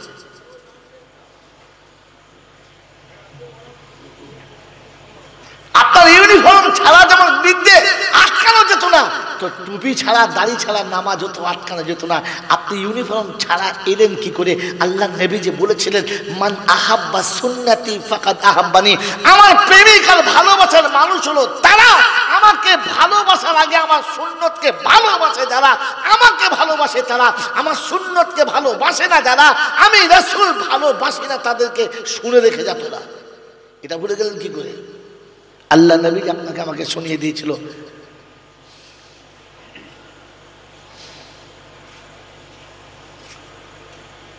একটা সুন্নত যদি জিন্দেগিতে জিন্দা করতে পারো, 100 শহীদের সওয়াব তোমার আমল নামাতে হবে। এমনি বলে দিয়েছিল। একটা সুন্নত জিন্দা করলে 100 শহীদের সওয়াব হবে। মেরে মোহতরম বুজুর্গ আল্লাহ ওয়ালা ভাইরা, প্যান্ট পরে, শার্ট পরে, মাথায় টুপি না দিয়ে, হিন্দু মুসলমান জৈন খ্রিস্টান বেঈমান যেখান থেকে চলে যাবেন আপনাকে কেউ মুসলমান বলে জানতে পাবে না। কিন্তু কসম খোদার করে বলছি, আপনি সুন্নতি পোশাক পরে মাথায় টুপি দিয়ে মুখে দাঁড়িয়ে রেখে যখন যাবেন, আপনি নামাজি হন আর না হন, আপনি রোজা করেন আর না করেন, আপনি কোরআন পড়েন আর না পড়েন, বিশ্বের বেঈমান দেখলেই বলবে, বলতে বাধ্য একজন মুসলমান যাচ্ছে। তোমাকে তো লোকে মুসলমানই মনে করে না, তোমাকে তো খ্রিস্টানের বাচ্চা মনে করে। তুমি নামাজ পড়লি বা। হাদিসের আর একটা টুকরো বলবো, মেরে মুহতরম দোস্তর বুজুর্গ, মানুষ মানুষের প্রতি যেমন ধারণা রাখে, রবের ফায়সালা বান্দার প্রতি তেমন করা হয়। এই জন্য কোনো মানুষ মারা গেলে বলা হয়েছে তার বিষয়ে ভালো আলোচনা করো, খারাপ কথা বলো না, কুকথা বলতে যেও না, তার বিষয়ে ভালো আলোচনা করো। তোমাদের ভালো বলার কারণে হয়তো আল্লাহ তাকে ভালো করে দিতে পারে। তোমাকে তো দেখে মুসলমানই মনে হয় না, তো ভালো করবো কোত্থেকে? আমার আল্লাহ ভাড়া ভাইরা, জ্ঞানীজনরা, সুধী মানুষেরা, এই জন্য শুনিয়ে দিয়ে গেলাম, এই জন্য শুনিয়ে দিয়ে গেলাম যে আল্লাহ পাক রব্বুল আলামিন তার কানুনকে ইমানদারের জন্য দিয়েছে। কার জন্য বললাম? বড় ভাই, কার জন্য বললাম? খালি মাইকম্যান দেখছি, মাইকম্যান দেখো না, কার জন্য বললাম? ইমানদারের জন্য। তো আল্লাহ পাক ইমানদারের প্রথম নমুনা, আমি ডাকলে যারা হাজরি দেবে, যারা হাজরি দেবে আমি ডাকলে, ওয়াজাহাদু, আর আমার ডাকে সাড়া দিতে গিয়ে যত বাধা আসবে কোনো বাধাকে তারা তোয়াক্কা করবে না, উড়িয়ে দেবে। কোরআন সূরা রিজালুল্লা তুলহিহিম তিজারাতুন ওয়ালা বাইউন আন যিকরিল্লাহ, রিজালুল্লা তুলহিহিম তিজারাতুন ওয়ালা বাইউন আন যিকরিল্লাহ ওয়া ইকামিস সালাতি। এদিকে তাকান, আবার সেদিকে তাকান, কি আশ্চর্য! সারা জীবন বউ রেখে শালির চুমো খাওয়া মাল, তো তোর নজর আবার এদিকে থাকে, ওদের তো নজর পড়বি। কি বুঝলে? রিজালুল্লা তুলহিহিম তিজারাতুন ওয়ালা বাইউন আন যিকরিল্লাহ ওয়া ইকামিস সালাতি ওয়া ইতাইজ যাকাত ওয়া ইয়াখাফুনা ইয়াওমান তাতাকাল্লাবু ফিল কুলুবু ওয়াল আবসার লিয়াজজিয়াহুমুল্লাহু আহসানা মা আমিলু ওয়া ইয়াজিদাহুম من فضله والله يرزق من يشاء بغير حساب। 800 পারা সূরা নূরের 37 নম্বর আয়াতে ডান দিকের পৃষ্ঠার নিচে থেকে 4টে লাইনের উপরে আল্লাহ পাক শুনিয়ে দিয়েছেন, চাষ, চাকরি, ব্যবসা বাণিজ্য, মিল, ফ্যাক্টরি, কল কারখানা, ঐতিহ্য, টাকা, পৃথিবীর কোনো বাধা আটকাতে পারবে না। যখন নামাজের সময় আসবে পৃথিবীর কোনো বাধা তাকে আটকাতে পারবে না। আদান হবে হাইয়া আলাস সালাহ হাইয়া আলাল ফালাহ, মিল ওখানেই দাঁড়াবে, ফ্যাক্টরি ওখানেই দাঁড়াবে, কল ওখানেই দাঁড়াবে, কারখানা ওখানে দাঁড়াবে, চাষ, চাকরি, ব্যবসা দাঁড়াবে, অফিস আদালত দাঁড়াবে। আর শুনিয়ে দেবে, রাব্বানা তোমার আমার ডাক যখন এসে গেছে কোনো ডাকে সাড়া দেওয়া যাবে না। দাউদ ডাকলে সাড়া দেয়, ভাসুর ডাকলে সাড়া দেয়, নন্দায় ডাকলে ছুটে যায়, স্বামী ডাকলে যদি বসে যায় ওর ভাত পাবে, ঝাঁটা খেয়ে পালাবে। আর স্বামীর ডাকে সাড়া দেওয়ার পরে যদি সব জায়গায় সাড়া দেয় তো বলবে আচ্ছা ঠিক আছে আমার বউ ভালো, খারাপ নয়, কারণ আমি ডাকলে আর কারোর কথা। রব্বে জুল জালাল বলে পৃথিবীর স্বামী যখন বিবিকে ডাকলে কারো কথা না শুনে ছুটে আসে সেই হলো বিবি। আল্লাহ পাক বলেন আমি হলাম বিশ্ব স্বামী, আমি ডাকলে ছুটে আসে যারা আমার বান্দা তারা। আমার আল্লাহওয়ালা ভাইয়েরা, জ্ঞানীজনরা, সুদী মানুষেরা, কোরআন শুনিয়ে দিয়েছে, শুনে রেখে দাও। লা তুলহিহিম তিজারাতুন ওয়ালা বাইউন আন যিকরিল্লাহ। ব্যবসাতে ডুবে যায় নাই, আল্লাহর পাক নবী সাল্লাল্লাহু আলাইহি ওয়াসাল্লাম শুনিয়েছেন ব্যবসায় ডুবে যায় নাই। তাই নবী সাহাবী আসরের নামাজের নিয়ত করেছে বাগানের ভিতরে, চাষি মানুষ চাষে ডুবে আছে, ব্যবসায় ডুবে আছে, বড় বাগানের মধ্যে, বাগানের চাষি নামাজের টাইম হয়েছে, আল্লাহ আকবার নিয়ত বেঁধেছে, আঙুরের বাগান, বিশাল বড় আঙুরের বাগান, আর এত ঘন গাছ হয়েছে, এত ঘন কি বলে আপনার তাতে ফসল এসেছে, আঙুর আর আঙুর কিছুই দেখা যায় না, সূর্যের আলোর নিচে ভালো করে আসে না। নামাজের নিয়ত করেছে আর হঠাৎ দেখে যে ওই বাগানের ভিতরে ছোট্ট একটা পাখি, ছোট্ট একটা পাখি, সে তার বাচ্চার জন্য খাবার মুখে নিয়েছে, আদার মুখে নিয়েছে, আর ছুটে বেরোতে যাচ্ছে, কিন্তু যেখানে ছুটে যাচ্ছে আটকে যাচ্ছে, গাছ এতটা ঘন, দেখে মনোরম দৃশ্য লাগছে, এত ঘন যে একটা পাখি বেরোতে পারছে না, মন ভরে গেছে। নামাজে খালাল, নামাজ হয়ে গেছে, সালাম ফিরিয়ে টুকটুক টুকটুক করে উঠে বিশ্বনবীর দরবারে গিয়ে পৌঁছালেন। আসসালামু আলাইকুম ইয়া রাসূলুল্লাহ। ওয়া আলাইকুমুস সালাম, কি খবর? বললে ইয়া রাসূলুল্লাহ, ইয়া হাবিবাল্লাহ, ওই বড় আঙুরের বাগানটা লিল্লাহ আমি সাদকা করে দিলাম, আপনি গরিবদেরকে দিয়ে দেন। বলে কারণটা জানতে পারি? বললেন ইয়া রাসূলুল্লাহ, ইয়া হাবিবাল্লাহ, যে বাগান আমাকে নামাজের ভিতরে খোদার সাথে ভালোবাসার লিঙ্ক কেটে দিয়েছে, যে বাগান আমাকে রবের সঙ্গে সম্পর্ক বিচ্ছেদ করে দিয়েছে, যে বাগান আমাকে আল্লাহর সাথে ভালোবাসার রাস্তায় বাধা হয়ে দাঁড়িয়েছে, ওটা প্রথম উড়াতে হবে, তবেই তো আমি ইমানদার। অতএব বাগান শেষ, আল্লাহর সঙ্গে সম্পর্ক পূর্ণ হয়ে গেছে। মুহতরম দোস্তর বুজুর্গ, সাহাবী বুঝেছেন বাগানটা আমার খোদার সাথে সম্পর্ক ছেড়ে গেছে, বাগান দিয়ে দিয়েছেন। আর আমাদের মোড়ের মাথার হাজী সাহেব তিনটে দোকান করেছে, দমদম দমদম করে চলছে, হাওয়াই জাহাজের মতো। মাগরিবের নামাজ রাত্রি 11টার সময় পড়ছে, জোহরের নামাজ কখন পড়েছে মনে পড়ে নাই, জিজ্ঞাসা করছে হাজী সাহেব কীরকম?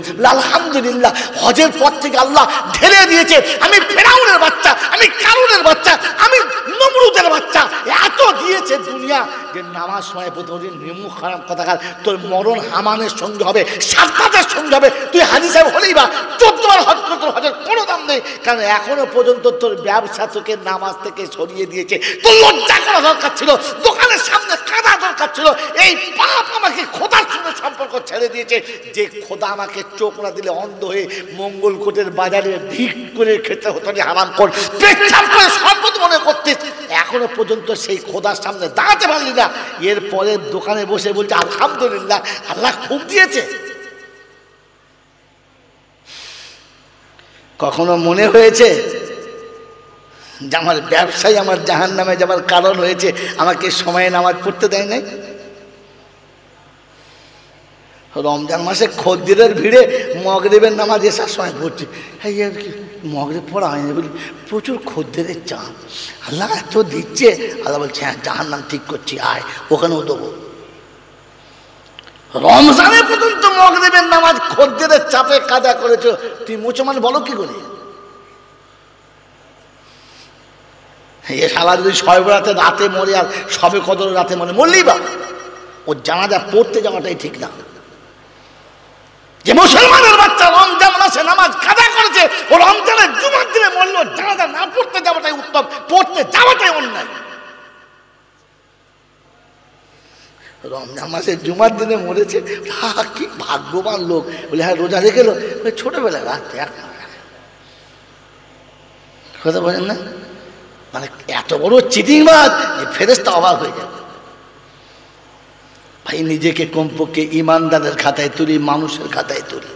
মাইয়েতকে গোসল করিয়ে জুত করে কাফনে নিয়ে কবরে শোয়াচ্ছে, কি বলে? বিসমিল্লাহি ওয়ালা, জোরে বলেন, বিসমিল্লাহি ওয়ালা মিল্লাতে। তো যাকে শোয়াচ্ছিস জীবনে মিল্লাতে রসুলে ছিল? রসুলের মিল্লাত ওর জীবনে ছিল? তুই এতগুলো মিথ্যা কথা কবরের সমস্যায় বললি কি করে?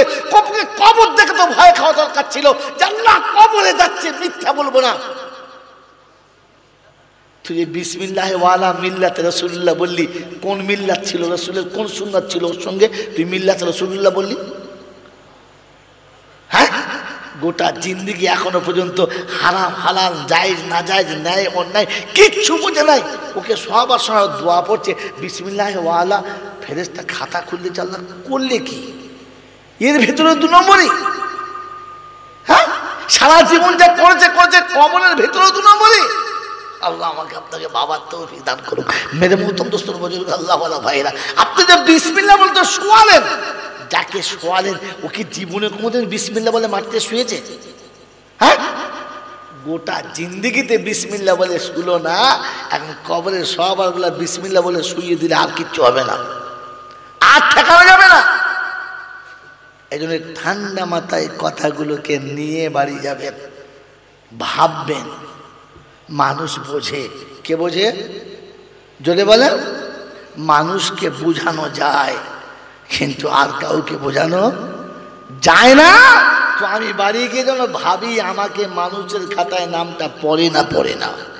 আমার আল্লাহওয়ালা ভাইরা, জ্ঞানীজনরা, সুধী মানুষেরা, আমার আল্লাহওয়ালা বন্ধুরা, শেষ কথা খুতবাতে যে আয়াতটা পড়েছি, ইয়া আইয়ুহাল্লাযীনা আমানু লা তুলহিকুম আমওয়ালুকুম ওয়ালা আওলাদুকুম আন যিকরিল্লাহ। আয় ইমানদারেরা, তোদের জন্য বলছি, তা না হলে বলি নাই। যে যা করছে করুক, ন্যাংটো হোক, নাচুক, শটকান পড়ুক, মাথায় ফাটা বাঁধুক, ধুলোয় গোড় খাক, খুনোখুনি হোক, ওদের জন্য আমার কোরআনের আদেশ নয়। আমি ইমানদার তোদের বলছি, তোদের ছেলে মেয়ে আর তোদের সম্পদ যেন আমার হুকুমের বাইরে চালাবি না। জোরে বলেন, চালাবি না। বন্ধু আমার আল্লাহওয়ালা ভাইরা, তাই মুহররমের আজ 1ম তারিখ, মাগরিব মানে 2য় তারিখ হয়ে গেল। আমার বন্ধুরা, আমার আল্লাহওয়ালা ভাইরা, জ্ঞানীজনরা, সুধী মানুষরা, এটা এহতরামের মাস, সম্মানের মাস, সব থেকে বড় সম্মানের মাস। মুসলমানের ছেলে, এই দিন তো তোমাকে সব থেকে বেশি খুশি হওয়া দরকার ছিল যে বছরের 1ম মাস, আজ 1ম দিন। এ মুসলমানের ইসলামের উপরে ভক্তি নেই। 1লা বৈশাখ হলে তখন খুব কুদুকুদি চলে, 1 জানুয়ারি হলে খুব কুদুকুদি চলে। হ্যাঁ না বলেন না? মুসলমানের ছেলে 6 বছর আগে থেকে বায়না রেখে দিয়েছে 1 জানুয়ারিতে ধুনে দেবো। কাকে? বলে ময়নাকে। বায়না করে রেখেছে ময়নাকে, 1 জানুয়ারিতে নিয়ে নদীর গাবায় বেড়াতে যাবে। তো লজ্জা লাগে নাই? এক তো খ্রিস্টানের সঙ্গে সম্পর্ক রাখলি, তারপরে পাপের ওয়াদা 6 বছর আগে থেকে দিলি। বাজানা বায়না দিয়ে রেখেছে। হ্যাঁ না বলেন না? বোম, আসব কি মদের বোতল, এত মানে বিলিতি মাল গাড়ি ভর্তি করে নিয়ে যাচ্ছে। আল্লাহ রাব্বুল আলামিন বলে, ফেরেশতারা বলছে, আল্লাহ গো কি অবস্থা দেখে। আপনি ওদেরকে প্রথমে মানুষ করলেন, তারপর ওদেরকে বেছে বেছে মুসলমানের ঘরে দিলেন, তারপরও অবস্থা দেখেন। আল্লাহ রাব্বুল আলামিন বড় লজ্জা পায়, আর ফেরেশতা বসে বসে মজা নেয়। দেখ খালি কেউ সাজিয়েছি। আপনি কার গোলাম? খোদার না শয়তানের? গোটা জীবন শয়তানের গোলামি করলেন, আর মরার সময় বসে বসে আল্লাহর গোলামির দাওয়াত দিলেন, আর লোককে বললেন আমি মুসলমান। মেরে মোহতরম দোস্ত বুজুর্গ, মুসলমান মেনে নেয় আর শয়তান বুদ্ধি খেলায়। আমি আপনি মেনে নিয়েছি না বুদ্ধি খাটিয়েছি? আমি আপনি মেনে নিয়েছি না বুদ্ধি খাটিয়েছি? আদম মেনে নিয়েছে, আল্লাহর কাছে ক্ষমাও পেয়ে গেছে, জান্নাতে জায়গা পেয়ে গেছে। শয়তান বুদ্ধি খাটিয়েছে, খোদার কাছে অভিশপ্ত হয়েছে, জাহান্নামে হয়ে গেছে। আমি ভেবে দেখি আমি কার দলে? আদমের সন্তানের দলে না শয়তানের দলে? গোটা জিন্দেগি নিজের ভুলটাকে আড়াল করার জন্য এমন ছক করেছি, এমন কায়দা করেছি। ওলামারা বললে বলে, না না, আমার ওই নিয়তটা ছিল না, আমি ঠিক ফেরেশ। হ্যাঁ না বলে? ভুলের পর ভুলও করে, আবার নিজে বাঁচানোর জন্য বুদ্ধি এমন করে যে মানুষ বোঝার সুযোগ করে দেয় না। আমার বন্ধুরা, আমার আল্লাহওয়ালা ভাইয়েরা, এই বুদ্ধি খাটিয়ে নিজেকে বাঁচাবেন না। কোরআন সূরা লা তুলহিকুম আমওয়ালুকুম ওয়ালা আওলাদুকুম আন যিকরিল্লাহ, আল্লাহর হুকুমের ব্যতিক্রম সন্তান আর সম্পদকে চালাবে না। যদি চালাও তো আমি আল্লাহ বলছি তুমি সব থেকে বড় কষ্ট পাবে, সব থেকে বড় ক্ষতিগ্রস্ত হবে, সব থেকে বড় লাঞ্ছিত হবে। আমার বন্ধুরা, পবিত্র মুহররমের মাস এসেছে, আমার বাচ্চা যেন ভুল করে ওরকম কাজে যায় না যে কাজটাকে আমার রাসূল ভালোবাসেন না। এমনি তো বাদ্য বাজনা ইসলামে জায়েজ ছিল না।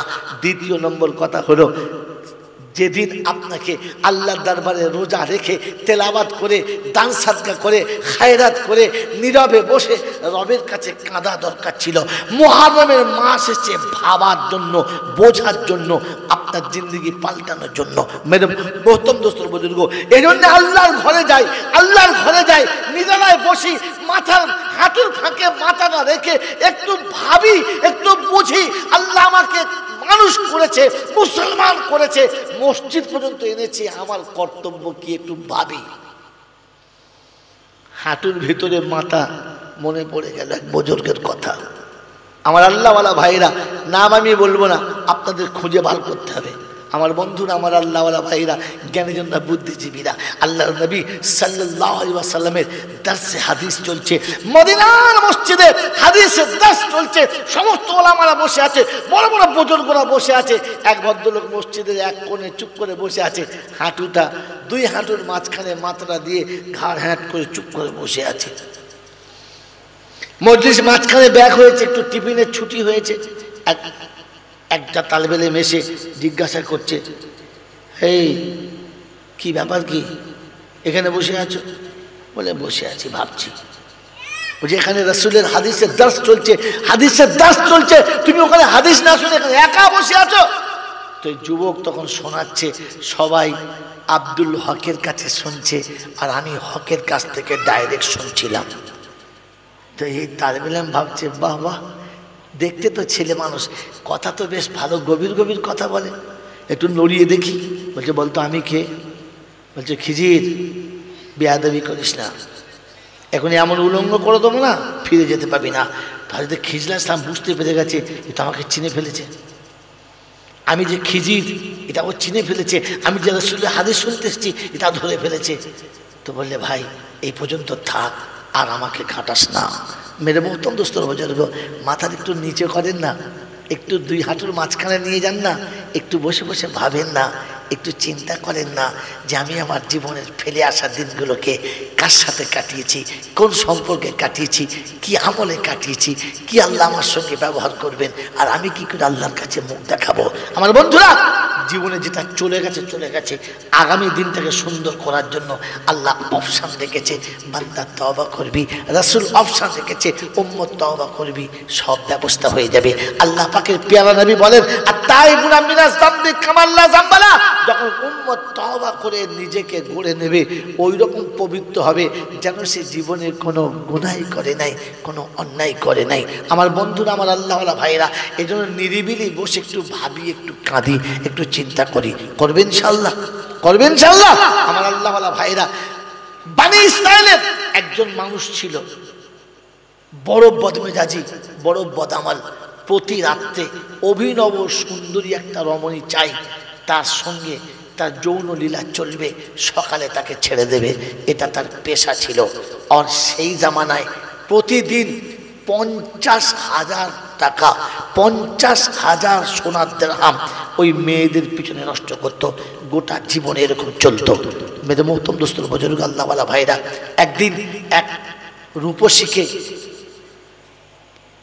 টাকা দিয়ে বায়না করে ঘরে নিয়ে চলে এসেছে, ঘরে বসিয়ে রেখে বললে, শোন তুই একটু হাত মুখ ধুয়ে ফ্রেশ হয়ে নে, আমি একটু নিজেকে ফ্রেশ করে এসে তোর সঙ্গে দেখা করছি। মেয়েটাকে ঘরে রেখে বেচারা বাড়ির ভেতর চলে গেছে, সেজে মুখ হাত ধুয়ে পরিষ্কার হয়ে ফ্রেশ হয়ে এসেছে, এসে দেখে ওই রমণী ঘরের এক কোণে বসে অঝর নয়নে কাঁদছে। তো সে জিজ্ঞাসা করছে, কিরে তোর টাকা কম হয়েছে? বললেন না। তোকে কি আমি জোর করে এনেছি? বললেন না। তোর কি কারো কথা মনে পড়ছে? বললেন না। তবে কাঁদছিস কেন? তুই তো স্বইচ্ছাতে আমার হাতে ধরা দিয়েছিস, তোর ন্যায্য মূল্য দিয়েছি, তোর সন্দেহ হলে আগে পয়সাটা নিয়ে নে, কাঁদিস না, কি হয়েছে বল? বলছে শোন, আমি বাজারি মেয়ে না, আমি বাজারি মেয়ে না, কোনো একটা বিপদের কারণে এই জায়গাতে আমাকে ধরা দিতে বাধ্য হয়েছে। যখন ধরাই দিচ্ছিস কাঁদছিস কেন? বলছি কাঁদছি এই জন্যে, হাউ হাউ করে কেঁদে ফেলে বলছে কাঁদছি এই জন্যে, এই চেহারাটা আমি আমার আল্লাহর কাছে দেখাবো কি করে? কাল সকালে যদি আমার মরণ হয়ে যায়, এই মুখটা নিয়ে আমি আমার আল্লাহর কাছে দেখাবো কি করে যে আমি তোকে এত সুন্দর বানিয়েছিলাম, এত সুশ্রী চেহারা দিয়েছিলাম, এত সুন্দর নকশা করে তোকে বানিয়েছিলাম, আমি আল্লাহ তোকে এত সুন্দর রূপ ও যৌবন দিয়েছিলাম, তুই মুখটাকে কালো করলি তো করলি কি করে? আমি আমার রবের কাছে মুখটা দেখাবো কি করে? এই লজ্জাতে আমি আমার কান্না ধরে রাখতে পারছি না। এই কথাটা বলা ছিল, ওই পাপীর হৃদয়ে এতটা দাগ কেটেছে যে স্তব্ধ হয়ে দাঁড়িয়ে গেছে, আর কাঁদছে আর বলছে একদিনের পাপে এতটা ফিকির, এতটা অনুশোচনা, এতটা ভয়? বললে হ্যাঁ। বলছে বোন, আমি তোর দেহে টাচ করব না, আমি তোর সঙ্গে অসৎ ব্যবহার করব না, আমি কোনো খারাপ প্রস্তাব দেবো না, তোর টাকাও কম দেবো না, এই নে টাকার থলিটা নিয়ে নে, টাকার থলিটা নিয়ে নে, বিনিময়ে একটু আমার একটা কাজ করে দে। বললে কি? বলে যে চোখের পানি ফেলে একদিনের অপরাধ না করার আগে এতটা আল্লাহর কাছে কেঁদেছ, ওই চোখের পানি দিয়ে একবার আমার জন্য একটু তওবা করে দাও না, কারণ আমি তো সারা জীবন এই পাপে ডুবে আছি, আমি আমার রবের কাছে কি করে মুখটা দেখাবো? আমার বন্ধুরা, আমার আল্লাহওয়ালা ভাইয়েরা, এই ভদ্র মহিলা আঁচল ঘুরিয়ে তুলেছে আর বলেছে আল্লাহ, আমি যেখানে পাপে এসেছিলাম, আমি যার পাপে ডুবতে এসেছিলাম, ও পাপী আমার কাছে তওবা করার কথা বলেছে, ও আমার ইজ্জত বাঁচিয়ে দিয়েছে, ও আমার ইজ্জত বাঁচিয়ে দিয়েছে। রব রে, তোর ইজ্জতের কসম, আমার ইজ্জতে বাঁচিয়েছে, তুই তার ইজ্জতটাকে বাঁচিয়ে দে। কান্না শেষ, দোয়া করে চলে গেছে। ওই রাতে লোকটা মারা গেছে, নাম ছিল কিফল, মারা গেছে। তারিখের কিতাবে দুরকম ভাষা এসেছে। একটা ভাষা এসেছে, ওর দরজার সামনে সোনা অক্ষরে একটা লেখা উঠছিল, কাদ গাফারাল্লাহুল কিফল, আল্লাহ পাক কিফলকে মাগফিরাত করে দিয়েছে। আর দ্বিতীয় কথা এসেছে, ওই জামানার যে বুজুর্গ আর ওলি ছিল, তার কাছে স্বপ্নে দেখানো হলো কাদ গাফারাল্লাহু কিফল, কিফলকে আল্লাহ মাগফিরাত হয়েছে, ক্ষমা করে দিয়েছে। বন্ধু, একজন নারীর চোখের পানিতে এত বড় পাপীর যদি জীবনের গুনাহ আল্লাহ মাফ করে দিতে পারে, আমরা আমাদের জীবনের ভুলের কথা ভেবে এই মুহররমের পবিত্র রাতে একটু বসে কি ভাবতে পারি না, রব্বানা জানতাম না বলে তোর নবীর কলিজার টুকরোর নাম নিয়ে নিজের দেহে রক্ত ঝরিয়েছি, ওয়াক্তের পর ওয়াক্ত নামাজ কাজা করেছি, শুধু লাঠি ছুটিয়েছি আর ভেবেছি হোসাইন খুশি হবে, কিন্তু হোসাইন যে বেনামাজির উপরে খুশি না, এটা আমার জানা ছিল না। আজ বুঝে এসেছে, রব্বানা তোর কাছে হাত তুলেছি, কিয়ামতে হোসাইনের পাশে রাখিস, হোসাইন সঙ্গে থেকে সরিয়ে দিস না। রব্বানা, আমি না বুঝে ভুল করে মিথ্যা দাবি করতাম হোসাইনকে ভালোবাসি, আজ বুঝতে পেরে সত্য দাবি করছি হোসাইনকে ভালোবাসি। মিথ্যা হলেও তো হোসাইনের ভালোবাসার দাবি করেছিলাম, তার ভালোবাসার প্রেমিকদের খাতায় আমার নামটা রেখে দিও, নামটা কেটে বাদ দিয়ে দিও না। আমি আর আপনি নীরবে বসে রাতের অন্ধকারে বাড়ি ফিরে বিছানায় শোয়ার সময় একটু পা দুটো উঁচু করে মাথাটা দুই হাঁটুর মাঝখানে ভরে নিজেকে আল্লাহর কাছে সুপে দিয়ে এমন তওবা করতে পারি না? পারি না? কিবা পারি কি পারি না? পারি ইনশাল্লাহ, চেষ্টা করবেন ইনশাল্লাহ। মেরে মোহতরম দোস্তর, বুজুর্গ, আল্লাহওয়ালা ভাইয়েরা, জ্ঞানী জনতা, সুধী মানুষেরা, হযরতে মূসা আলা নবীনা আলাইহিস সালাতু ওয়াস সালামের জামানার এক ওয়াকিয়া শুনিয়ে দিচ্ছি।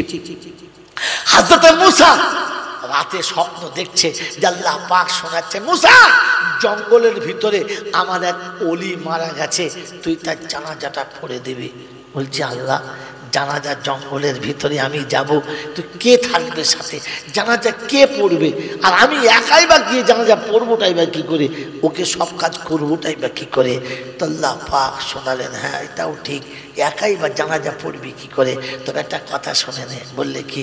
বললে তুই কাল সকালে ঘোষণা করবি এক আল্লাহর ওলি মারা গেছে, আল্লাহর বন্ধু মারা গেছে জঙ্গলের ভিতরে, আমি জানাজা পড়তে যাচ্ছি।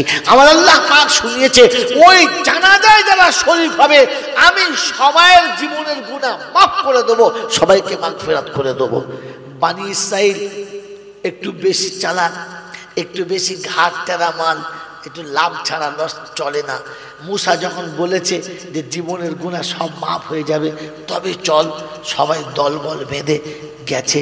গিয়ে দেখে জঙ্গলের ভিতরে একজন মরেছে, পড়ে আছে। লাশটার মুখের দিকে তাকিয়ে দেখে সেই পুরাতন পাপীটা, যার পাপের কারণে, যার অন্যায়ের কারণে, যার জুলুমের কারণে দেশের লোক দেশ থেকে তাড়িয়েছে, মুসা নিজে তাকে জঙ্গলে পাঠিয়েছে। আর সব থেকে পাপের এত কলঙ্ক ছিল যে দেশের লোক কেউ মুখ দেখতে চাইতো না, তাড়িয়ে দিয়েছে সেই পাপীটা, সেই পুরাতন পাপীটা। তো বানি ইসরাইল তো এমনিতে একটু রগটারা মাল, জিজ্ঞাসা করছে মুসা, বলে কি? মুসা বলে কি? বললে এটা আবার কিরকম খেলা? জীবনে তো অনেক খেলা দেখালে, এটা আবার নতুন কি খেলা দেখালে?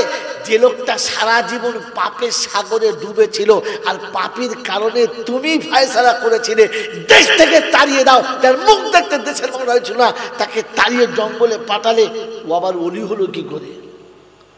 ওলি হলো কি করে? তাই তো মুসা চুপ, কথা তো ঠিক, আমি তাড়িয়েছি, ওলি হলো কি করে? তো জিজ্ঞাসা করছে আল্লাহকে, কার কাছে? আল্লাহর কাছে। আল্লাহ, এই লোকটা তোমার বন্ধু হলো তো হলো কি করে? এই লোকটা তোমার বন্ধু হলো তো হলো কি করে? বলছে মুসা, হ্যাঁ, তোর জাতি তোকে যে কথা বলেছে ওর উত্তরটা তোর জাতিকেই বলতে বল। বললে কি? বলে মুসারে, দেশ থেকে যখন তাড়িয়ে দিলি সবাইকে ছেড়ে জঙ্গলে এলো, আর জঙ্গলে আসার পরে যখন ওর মৌতের টাইম হয়েছে, কারুবাল মউত, যখন মউত কাছাকাছি এসে গেছে, রায়ামিনিহি ওয়া শিমালিহি, তো সে ডাইনে তাকালো আর বামে তাকালো, ওয়া আমামাহু ওয়া রাহু, সে পিছনে তাকালো আর সামনে তাকালো, কাউকে কোনো দিকে দেখতে পেল না, কাউকে কোনো দিকে দেখতে পেল না। ওই সময় আকাশের দিকে মুখটা তুলে বলল, আল্লাহ, একটা মরণের সময় যেদিন আমার ডাইনে কেউ নেই, বামে কেউ নেই, সামনে কেউ নেই, পিছনে কেউ নেই, পিপাসায় কলিজা ফেটে যাচ্ছে, এক ফোঁটা পানি দেবার মতো কেউ নেই।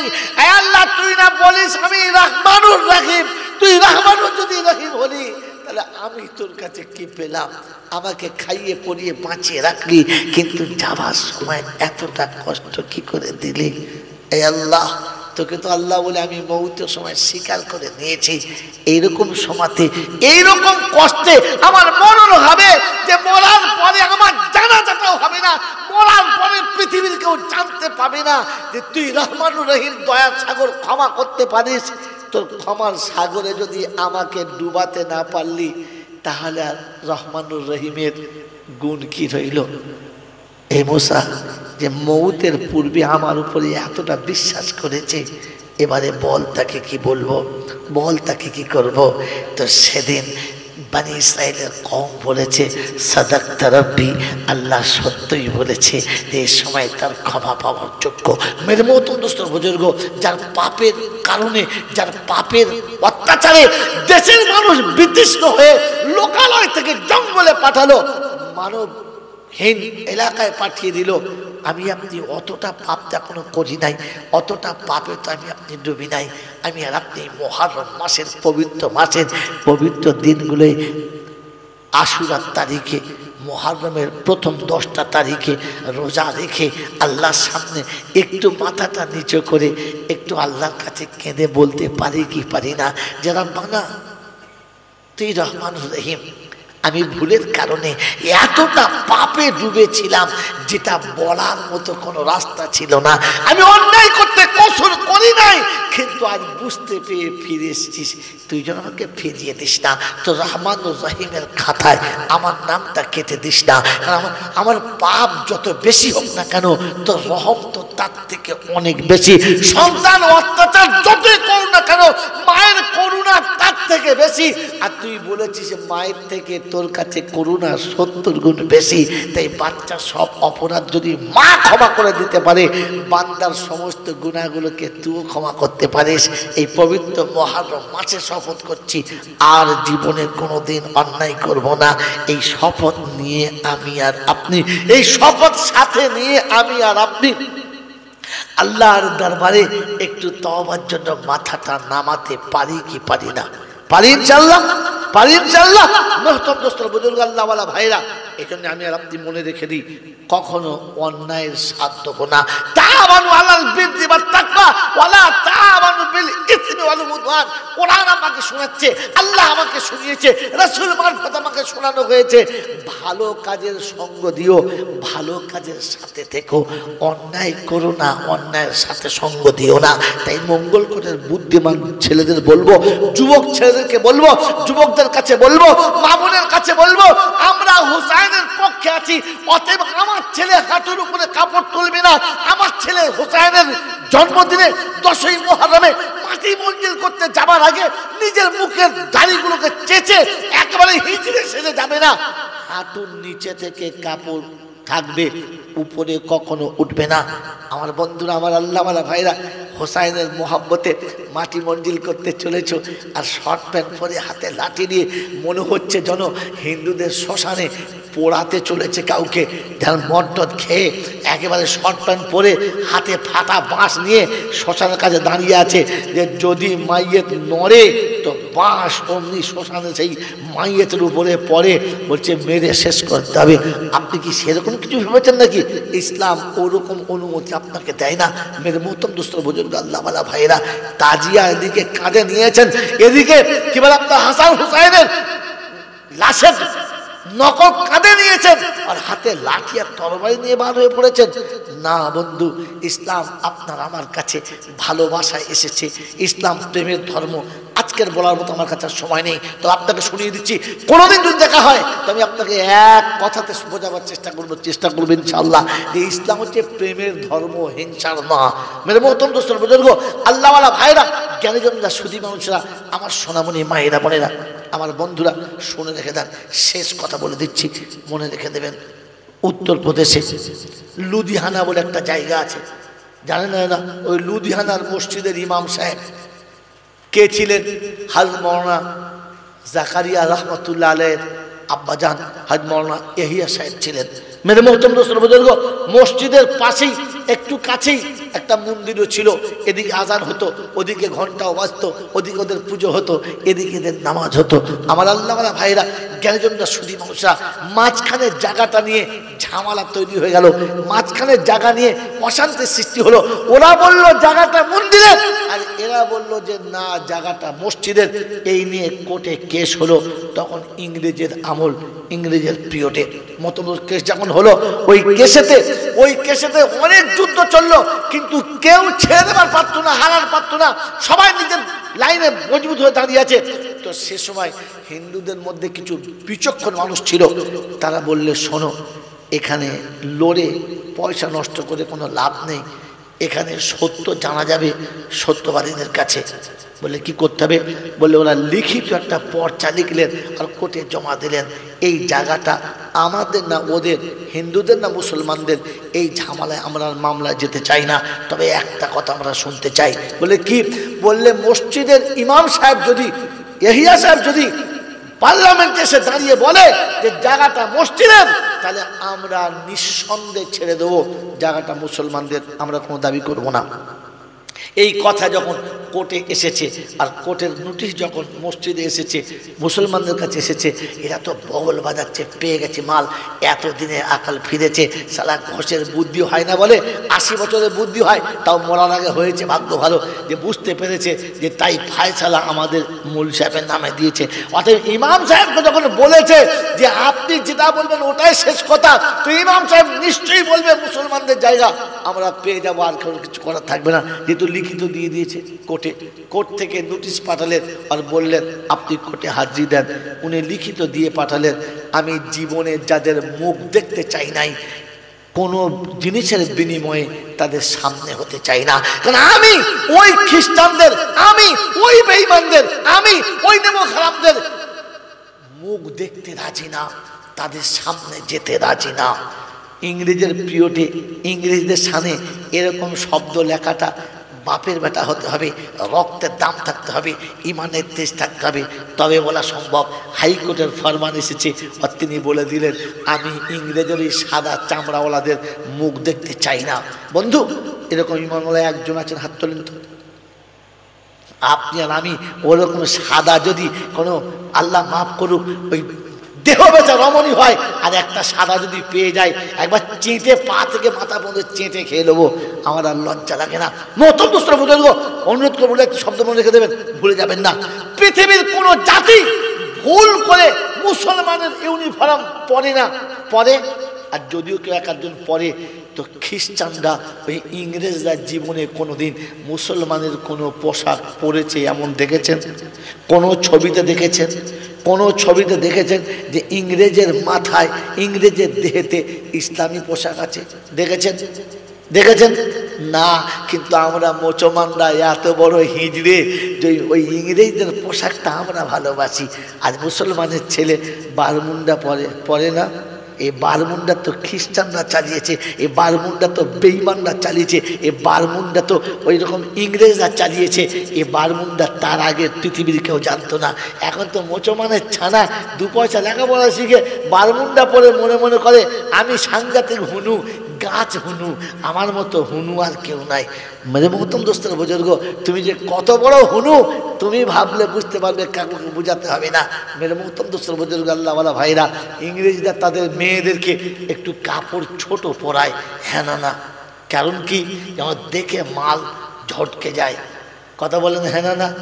আপনার আমার দেশের যারা একটু ইংরেজি শিখেছে তারা তাদের বউদের কাপড় একটু বেশি পরায় না ছোট পরায়? যদি বলেন হ্যাঁ, একটু বেশি পড়ায় না ছোট পড়ায়? আমার বন্ধুরা, আমার আল্লাহওয়ালা ভাইরা, নারীদের পর্দায় থাকার কথা ছিল, দেহ ঢাকার কথা ছিল। এখন তো কলিকাতায় চলুন, বড় বড় কলেজে দেখবেন মেয়েদের পোশাক ছোট ছোট, আর পুরুষের পোশাকটা তাও বড়। পুরুষরা প্যান্ট পরবে, হাতে হাত এই পর্যন্ত জামা পরবে, আর নারীদের জন্য ভেতরে জাঙ্গিয়া আছে নাকি আল্লাহ জানে, এই পর্যন্ত একটা করে ঘাগরা পরবে, যেন চললে ভেতরের নরম মাংসটাও দেখা যায়। হ্যাঁ না বলেন না? আর ব্লাউজের হ্যান্ডেল এ পর্যন্ত তুলে দিয়েছে, যেন হাত তুলে বাচ্চার হ্যান্ডেল ধরলে সুন্দরবন এপার থেকে বুঝতে পারা যায়। তোমার লজ্জা লাগে নাই? আজকে তো ইজ্জতের বিক্রি করে দিয়েছে। মুসলমান, তোমার এটা পছন্দ হয়েছে, তোমার মনে রাখা দরকার ছিল ইমানদারকে এটা পছন্দ করা দরকার ছিল না। তাই সেদিন হযরত মাওলানা হিসাব বলেছিলেন আমি ওই সাদা চামড়াওয়ালাদের মুখ দেখতে রাজি না। তো সেদিন জজ লিখে পাঠিয়েছে দ্বিতীয়বার যে শুনুন, আপনি কোর্টে আসবেন, সাদা চামড়াওয়ালাদের মুখ দেখতে হবে না, ওদের দিকে পিছন করে উল্টো দিকে মুখ করে কথা বলবেন। তবু আপনার না আসলে এই ঝামেলার ফায়সালা হচ্ছে না। আপনি আসুন, আমাদের মুখ দেখতে হবে না, তবু আপনি আসুন। হযরত মাওলানা হিসাব কোর্টে গেলেন, আর ইংরেজের জজ সবাই বসে আছে, পিঠ ওদের দিকে করে দর্শক দিকে মুখ করে দাঁড়িয়ে আছে। বললেন আপনার কাছে এতটুকু জানতে চাচ্ছি, এই জায়গাটা মুসলমানদের না হিন্দুদের? উনি বললেন এইটা আমি জানি না, ওটা হিন্দুদের না মুসলমানদের এটা আমি জানি না, তবে এটা বলতে পারি জায়গাটা মুসলমানদের না। ইংরেজের ফায়সালা হয়ে গেল। হয়ে যাবার পরে দেশের সব মুসলমানরা বলল এ মৌলবীর কবে বুদ্ধি হবে বলো দিন? হ্যাঁ, হাতে সুযোগ এলো, আর বললেন না, একটু হ্যাঁ বললি তো হয়েছে, তো চলে এলো। সবাই ইমাম সাহেবের উপরে নারাজ, কেউ ভালো চোখে দেখছে না, ভেতরে ভেতরে পরিকল্পনা চলছে, একটার পর একটা মন্তব্য চলছে, সব চলছে। উনি এলেন, ঈশার নামাজ পড়ে মসজিদের ভেতরে নামাজ পড়ে কামরায় শুয়ে ঘুমিয়ে গেলেন। রাত্রি যখন ঠিক 2:30-3টে বাজছে, হঠাৎ দরজায় আওয়াজ। কে? বলছে মামুন সাহেব একটু দরজাটা খুলুন না, দেখা করতে এসেছিলাম। দরজা খুলেছে, দেখে হিন্দুদের সব বড় বড় পাদ্রী, যারা এটা লিখেছিল যে ইমাম সাহেব যেটা বলবে ওটাই মেনে নেব, সবাই তারা। পিছনে পুরো দলবল এসেছে। কি খবর? বললে হুজুর রাতে শুতে পারি নাই, বিছানায় সবাই ঘুমিয়ে গেছে, আপনার জাতির সব লোকেরা ঘুমিয়ে গেছে, মুসলমানরা সবাই ঘুমিয়ে গেছে, কিন্তু আমরা ঘুমাতে পারি নাই। সারাটা দিন ছটফট করেছি, সন্ধ্যা থেকে পর্যন্ত ছটফট করেছি, আর অবশেষ ঠিক করেছি ভুল হয়ে গেছে। যে জাতির গোলাম এত বড় সত্যবাদী হতে পারে, ওই জাতির রব কত বড় সত্যবাদী হতে পারে। অতএব মিথ্যা নামালে জীবনটা কাটাবো না। যে রবের কথা মনে করে এত বড় সত্য আপনি কোটে বলেছেন, ওই রবের কাছে একবার আমাদেরকে তুলে দাঁড়াতে পারেন না? আমরা কি একবার দাঁড়াতে পারি না? সেজাদ মরি এসে বলেছিলেন, আসুন হাতে হাতটা রাখুন আর পড়ে নিন আশহাদু আল্লা ইলাহা ইল্লাল্লাহ ওয়া আন্না মুহাম্মাদুর রাসূলুল্লাহ। আমার আল্লাহ কাউকে দূরে সরায় না, অপরাধ যত বড় হোক না কেন, ও যখন কলেমা পড়ে নেবে, আল ইসলাম ইয়াহদিমু মা কানা কাবলাহু, আল্লাহর নবী বলেন ইসলাম যখন গ্রহণ করেছে বিগত জীবনে যত অন্যায় ছিল ওইখানে খাতাটা কেটে দিয়েছে, আর আল্লাহ ওখানে খাতা ক্লোজ করে দিয়েছে। বিগত জীবনের আর কোনো হিসাব তার হবে না। মেরে মোহতরম দোস্ত বুজুর্গ আল্লাহ বলা ভাইরা, জ্ঞানীজনরা, সুধী মানুষরা, তো মুসলমান সত্যের উপরে গোটা জীবন বিক্রি করতে পারে, মিথ্যার জন্য এক পা এগিয়ে যেতে পারে না। আজ 10ই মুহররম সামনে আসছে, আশুরার দিন সামনে আসছে, বেশির থেকে বেশি আমরা চেষ্টা করি ইমানদারের পরিচয় দেখাবো, মুমিনের পরিচয় দেখাবো, চেষ্টা করবেন ইনশাআল্লাহ। আয়াত পড়তে পড়তে রেখে দিয়েছিলাম, ওয়াল্লাযিনা আমানু ওয়া হাজারু ওয়া জাহাদু ফি সাবিলিল্লাহ ওয়াল্লাযিনা আওয়াউ ওয়া নাসারু উলাইকা হুমুল মুমিনুনা হাক্কা। আমার আল্লাহ ওয়ালা ভাইরা, 9 মুহররম 10ই মুহররম রাস্তার উপরে মোড়ের মাথায় চলতি পথের পথিকদেরকে একটু ঠান্ডা পানি পান করার এই মনে করে রব্বুল আলামিন আজকে দিনেতে হোসেন তার সাথীদেরকে এক ঢোক পানি পান করাতে পারে নাই।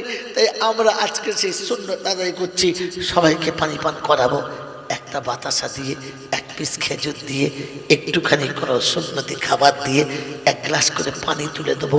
এই আন্দোলন করতে পারলেন না? হোসেন সেদিন বিবি বাচ্চা সবাইকে নিয়ে যুদ্ধের ময়দানে আসে নাই।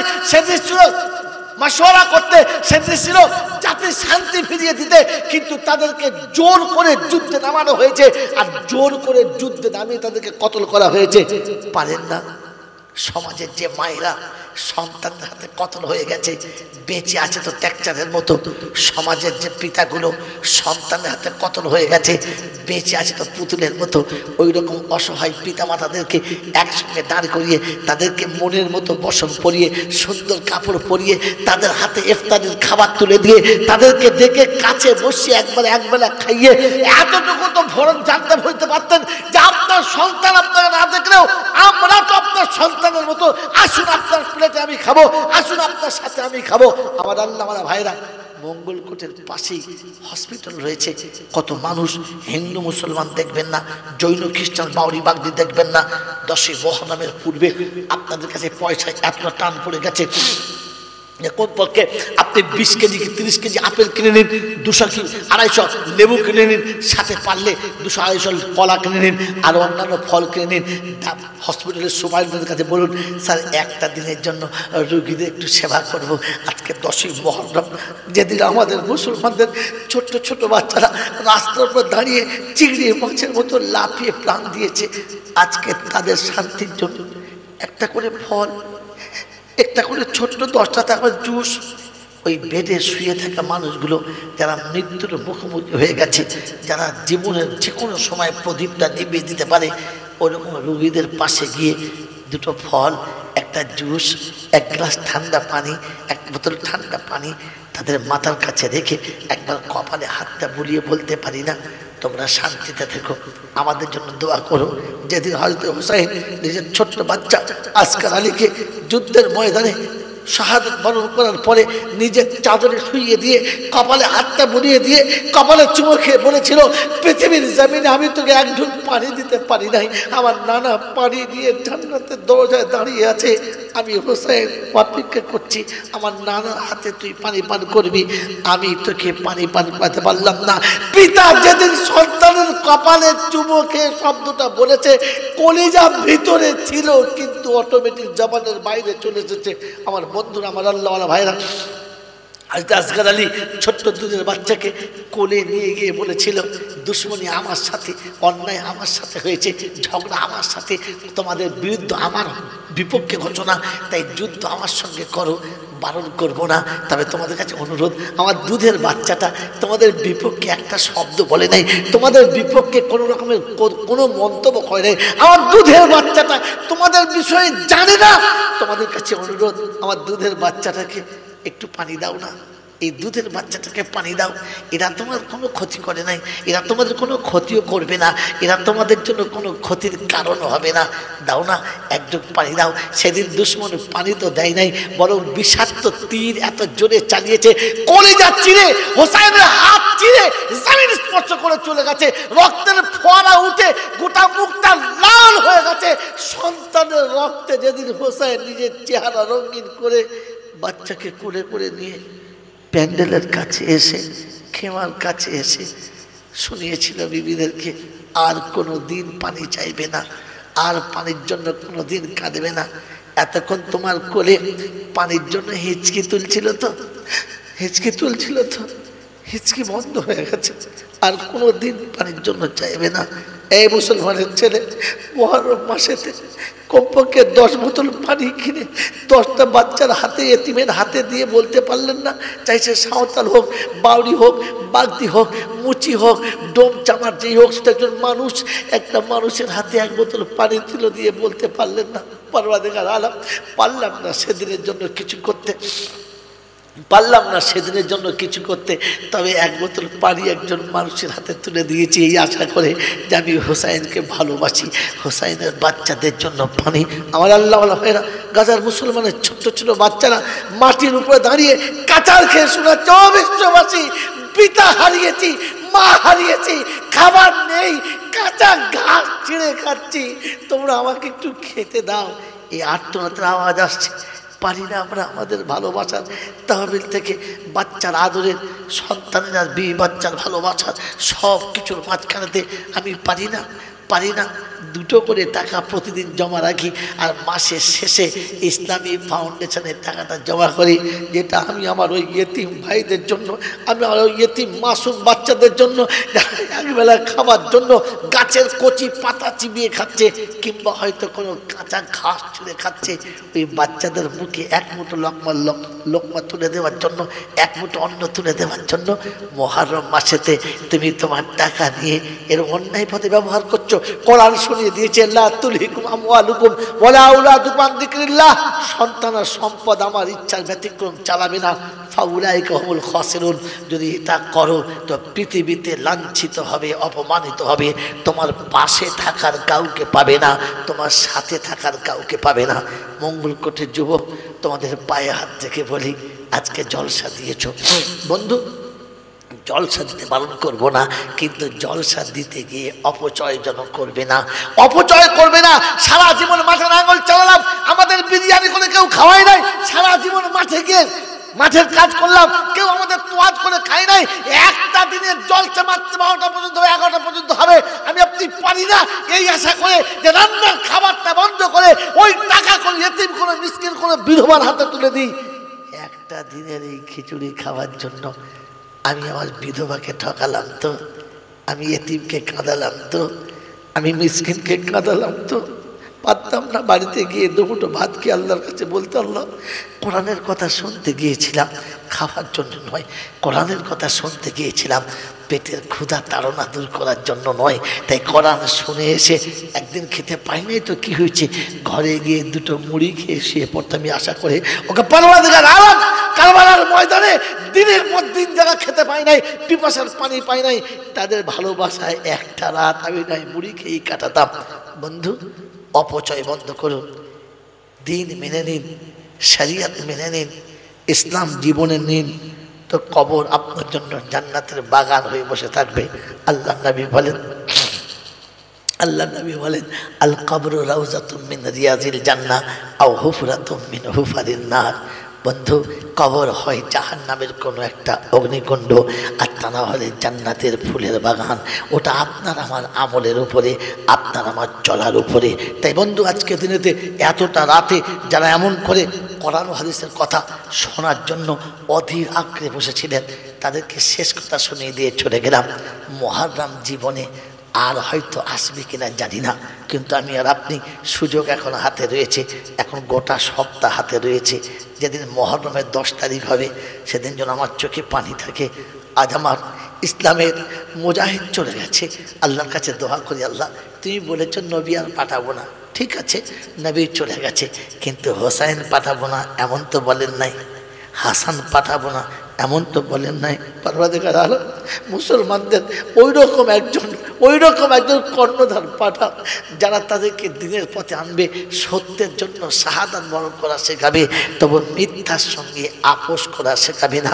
মুহররম আমাকে শিখিয়েছে সত্যের জন্য হাসতে হাসতে জান দাও, তবু ভালোবাসা পেতে মিথ্যার সঙ্গে আপোষ করো না। আমি আপনি মুহররম তো আদায় করে নিলাম, মুহররম মাসের জলসা তো করে নিলাম, মুহররম মাসের তাজিয়া তো ছেড়ে দিলাম, কিন্তু আমি আপনি একবার ভেবে দেখি সত্যের জন্য নিজেকে দাঁড় করাবো ইনশাল্লাহ। মিথ্যার সঙ্গে আপোষ করবো না তো, সে যত বড় যে হোক আর যাই হোক না কেন, যত আপনজন হোক না কেন, যত আপনজনই হোক না কেন, যত আপনজনই হোক না কেন, মিথ্যার সঙ্গে আমি আপোষ করব না, আর সত্যকে কোনো দিন হাত ছাড়া হতে দেব না। এই প্রতিজ্ঞা নিয়ে যদি এখান থেকে ফিরে যেতে পারি, তাহলেই আমাদের মুহররম সাকসেসফুল। কাল কিয়ামতের ময়দানে দাঁড়িয়ে বলতে পারবো, ইয়া রাসূলুল্লাহ, ইয়া হাবিবাল্লাহ, হোসেন সত্যের জন্য হাসতে হাসতে জান দিয়েছে, বিবি বাচ্চা সব দিয়েছে, আমরা সত্যের জন্য প্রতিজ্ঞা নিয়েছিলাম, সত্যের সঙ্গে ছিলাম। আল্লাহ পাক আমাদেরকে ওই সত্যবাদীদের সাথে মিলিয়ে দিন।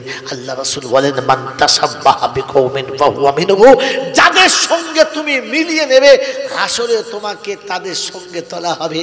ওগো আল্লাহ রাব্বুল আলামিন, তোমার হাবিব যা বলেছে সত্য, তুমি যা বলেছো সত্য, কারণ তুমি তোমার কালামে বলেছো সাদাকা রাব্বি ও সাদাকা হাবিবি, আমার হাবিব যা বলেছে সত্য আর আমি যা বলেছি সত্য। অতএব তোমাদের দুজনের দুই সত্যবাদীর কথাকে সামনে রেখে শোনাচ্ছি, আমরাও প্রতিজ্ঞা করেছি সত্যের সাথে থাকব, সত্য থেকে কখনো সরে যাব না। আল্লাহ মৃত্যুর আগে পর্যন্ত সত্যের সাথে থাকা তৌফিক দিক, বলুন আমিন। শেষ জিজ্ঞাসা করে দিচ্ছি রবের কাছে, ওকে পরওয়ারদিগার আলম, আমি যদি সত্যের সাথী হব বলে প্রতিজ্ঞা করি, কি দেবে বলো, কি দেবে বলো, কি দেবে বলো?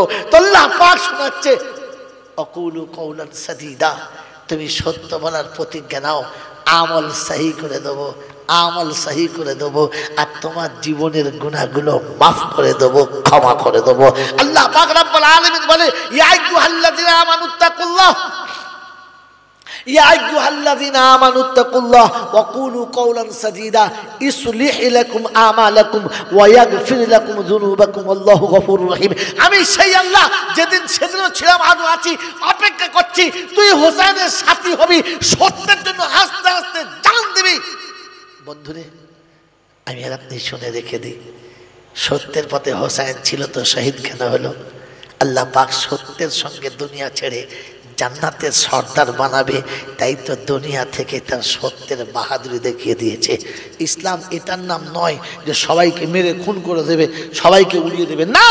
কোরআন শুনিয়ে দিচ্ছে, আল্লাযীনা ইউকাতিলুনা ফি সাবিলিল্লাহ ফায়াকতুলুনা ওয়া ইউকতালুন, কখনো তার হাতে কেউ খুন হবে আর কখনো সে কাউকে খুন করে দেবে।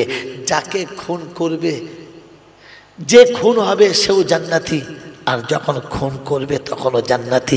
কারণ মান আহাব্বা সুন্নতি ফাকাদ আহাব্বানি, সত্যকে ভালোবেসে যদি কাউকে সরিয়ে দিতে হয়, এটা তো আপনি আল্লাহর কাছে পেয়ারা, আর সত্যকে বাঁচাতে গিয়ে যদি জানটাও দিতে হয়, এটাতেও আমি আল্লাহর কাছে পেয়ারা। তাই দুই হাতে যাদের জিত, তাদেরকে হারানো সম্ভব সম্ভব নয়। মক্কায় মুসলমানদেরকে এই জন্য মুনাফিকরা হারাতে পারে নাই, কারণ মুনাফিক জানতো আমরা জিতলে, মুমিন জানতো আমরা জিতলে গাজী আর মরলে শহীদ। আমরা মরলে শহীদ, জিতলে গাজী। যেই পথে যাব সেই পথে আল্লাহ রাজি। দুই পিঠে আমাদের জয়ী। মেরে মোহতরম দোস্ত বুজুর্গ, যুদ্ধের ময়দানে, খায়বারের যুদ্ধের ময়দানে এক মুসলমান কয়েক মুনাফিককে জাহান্নামের ঘাটে পৌঁছে দিয়েছে। আর মুনাফিক ছুটে এসে যেমনি ধরে ফেলেছে, জমিনে কাঁচাড় মেরে দিয়েছে, ছুরি চালিয়েছে। মৃত্যুর সময় বলেছে ফুস্তু ওয়ারাব্বিল কাবা, ফুস্তু ওয়ারাব্বিল কাবা, ফুস্তু ওয়ারাব্বিল কাবা। মরতে মরতে বলে গেছে। এ অবাক হয়ে দেখছে, আশ্চর্য, এটা কি শুনলাম। এরপরে যুদ্ধের বিরতির সময় এক মুসলমানকে কাছে দেখে জিজ্ঞাসা করলো, ভাই কিছু মনে করবেন না, যুদ্ধ যখন চলবে তখন আপনি আমার দুশমন, আমি আপনার দুশমন, এখন তো না, একটা মানবতা, একটা কথা জিজ্ঞাসা করি।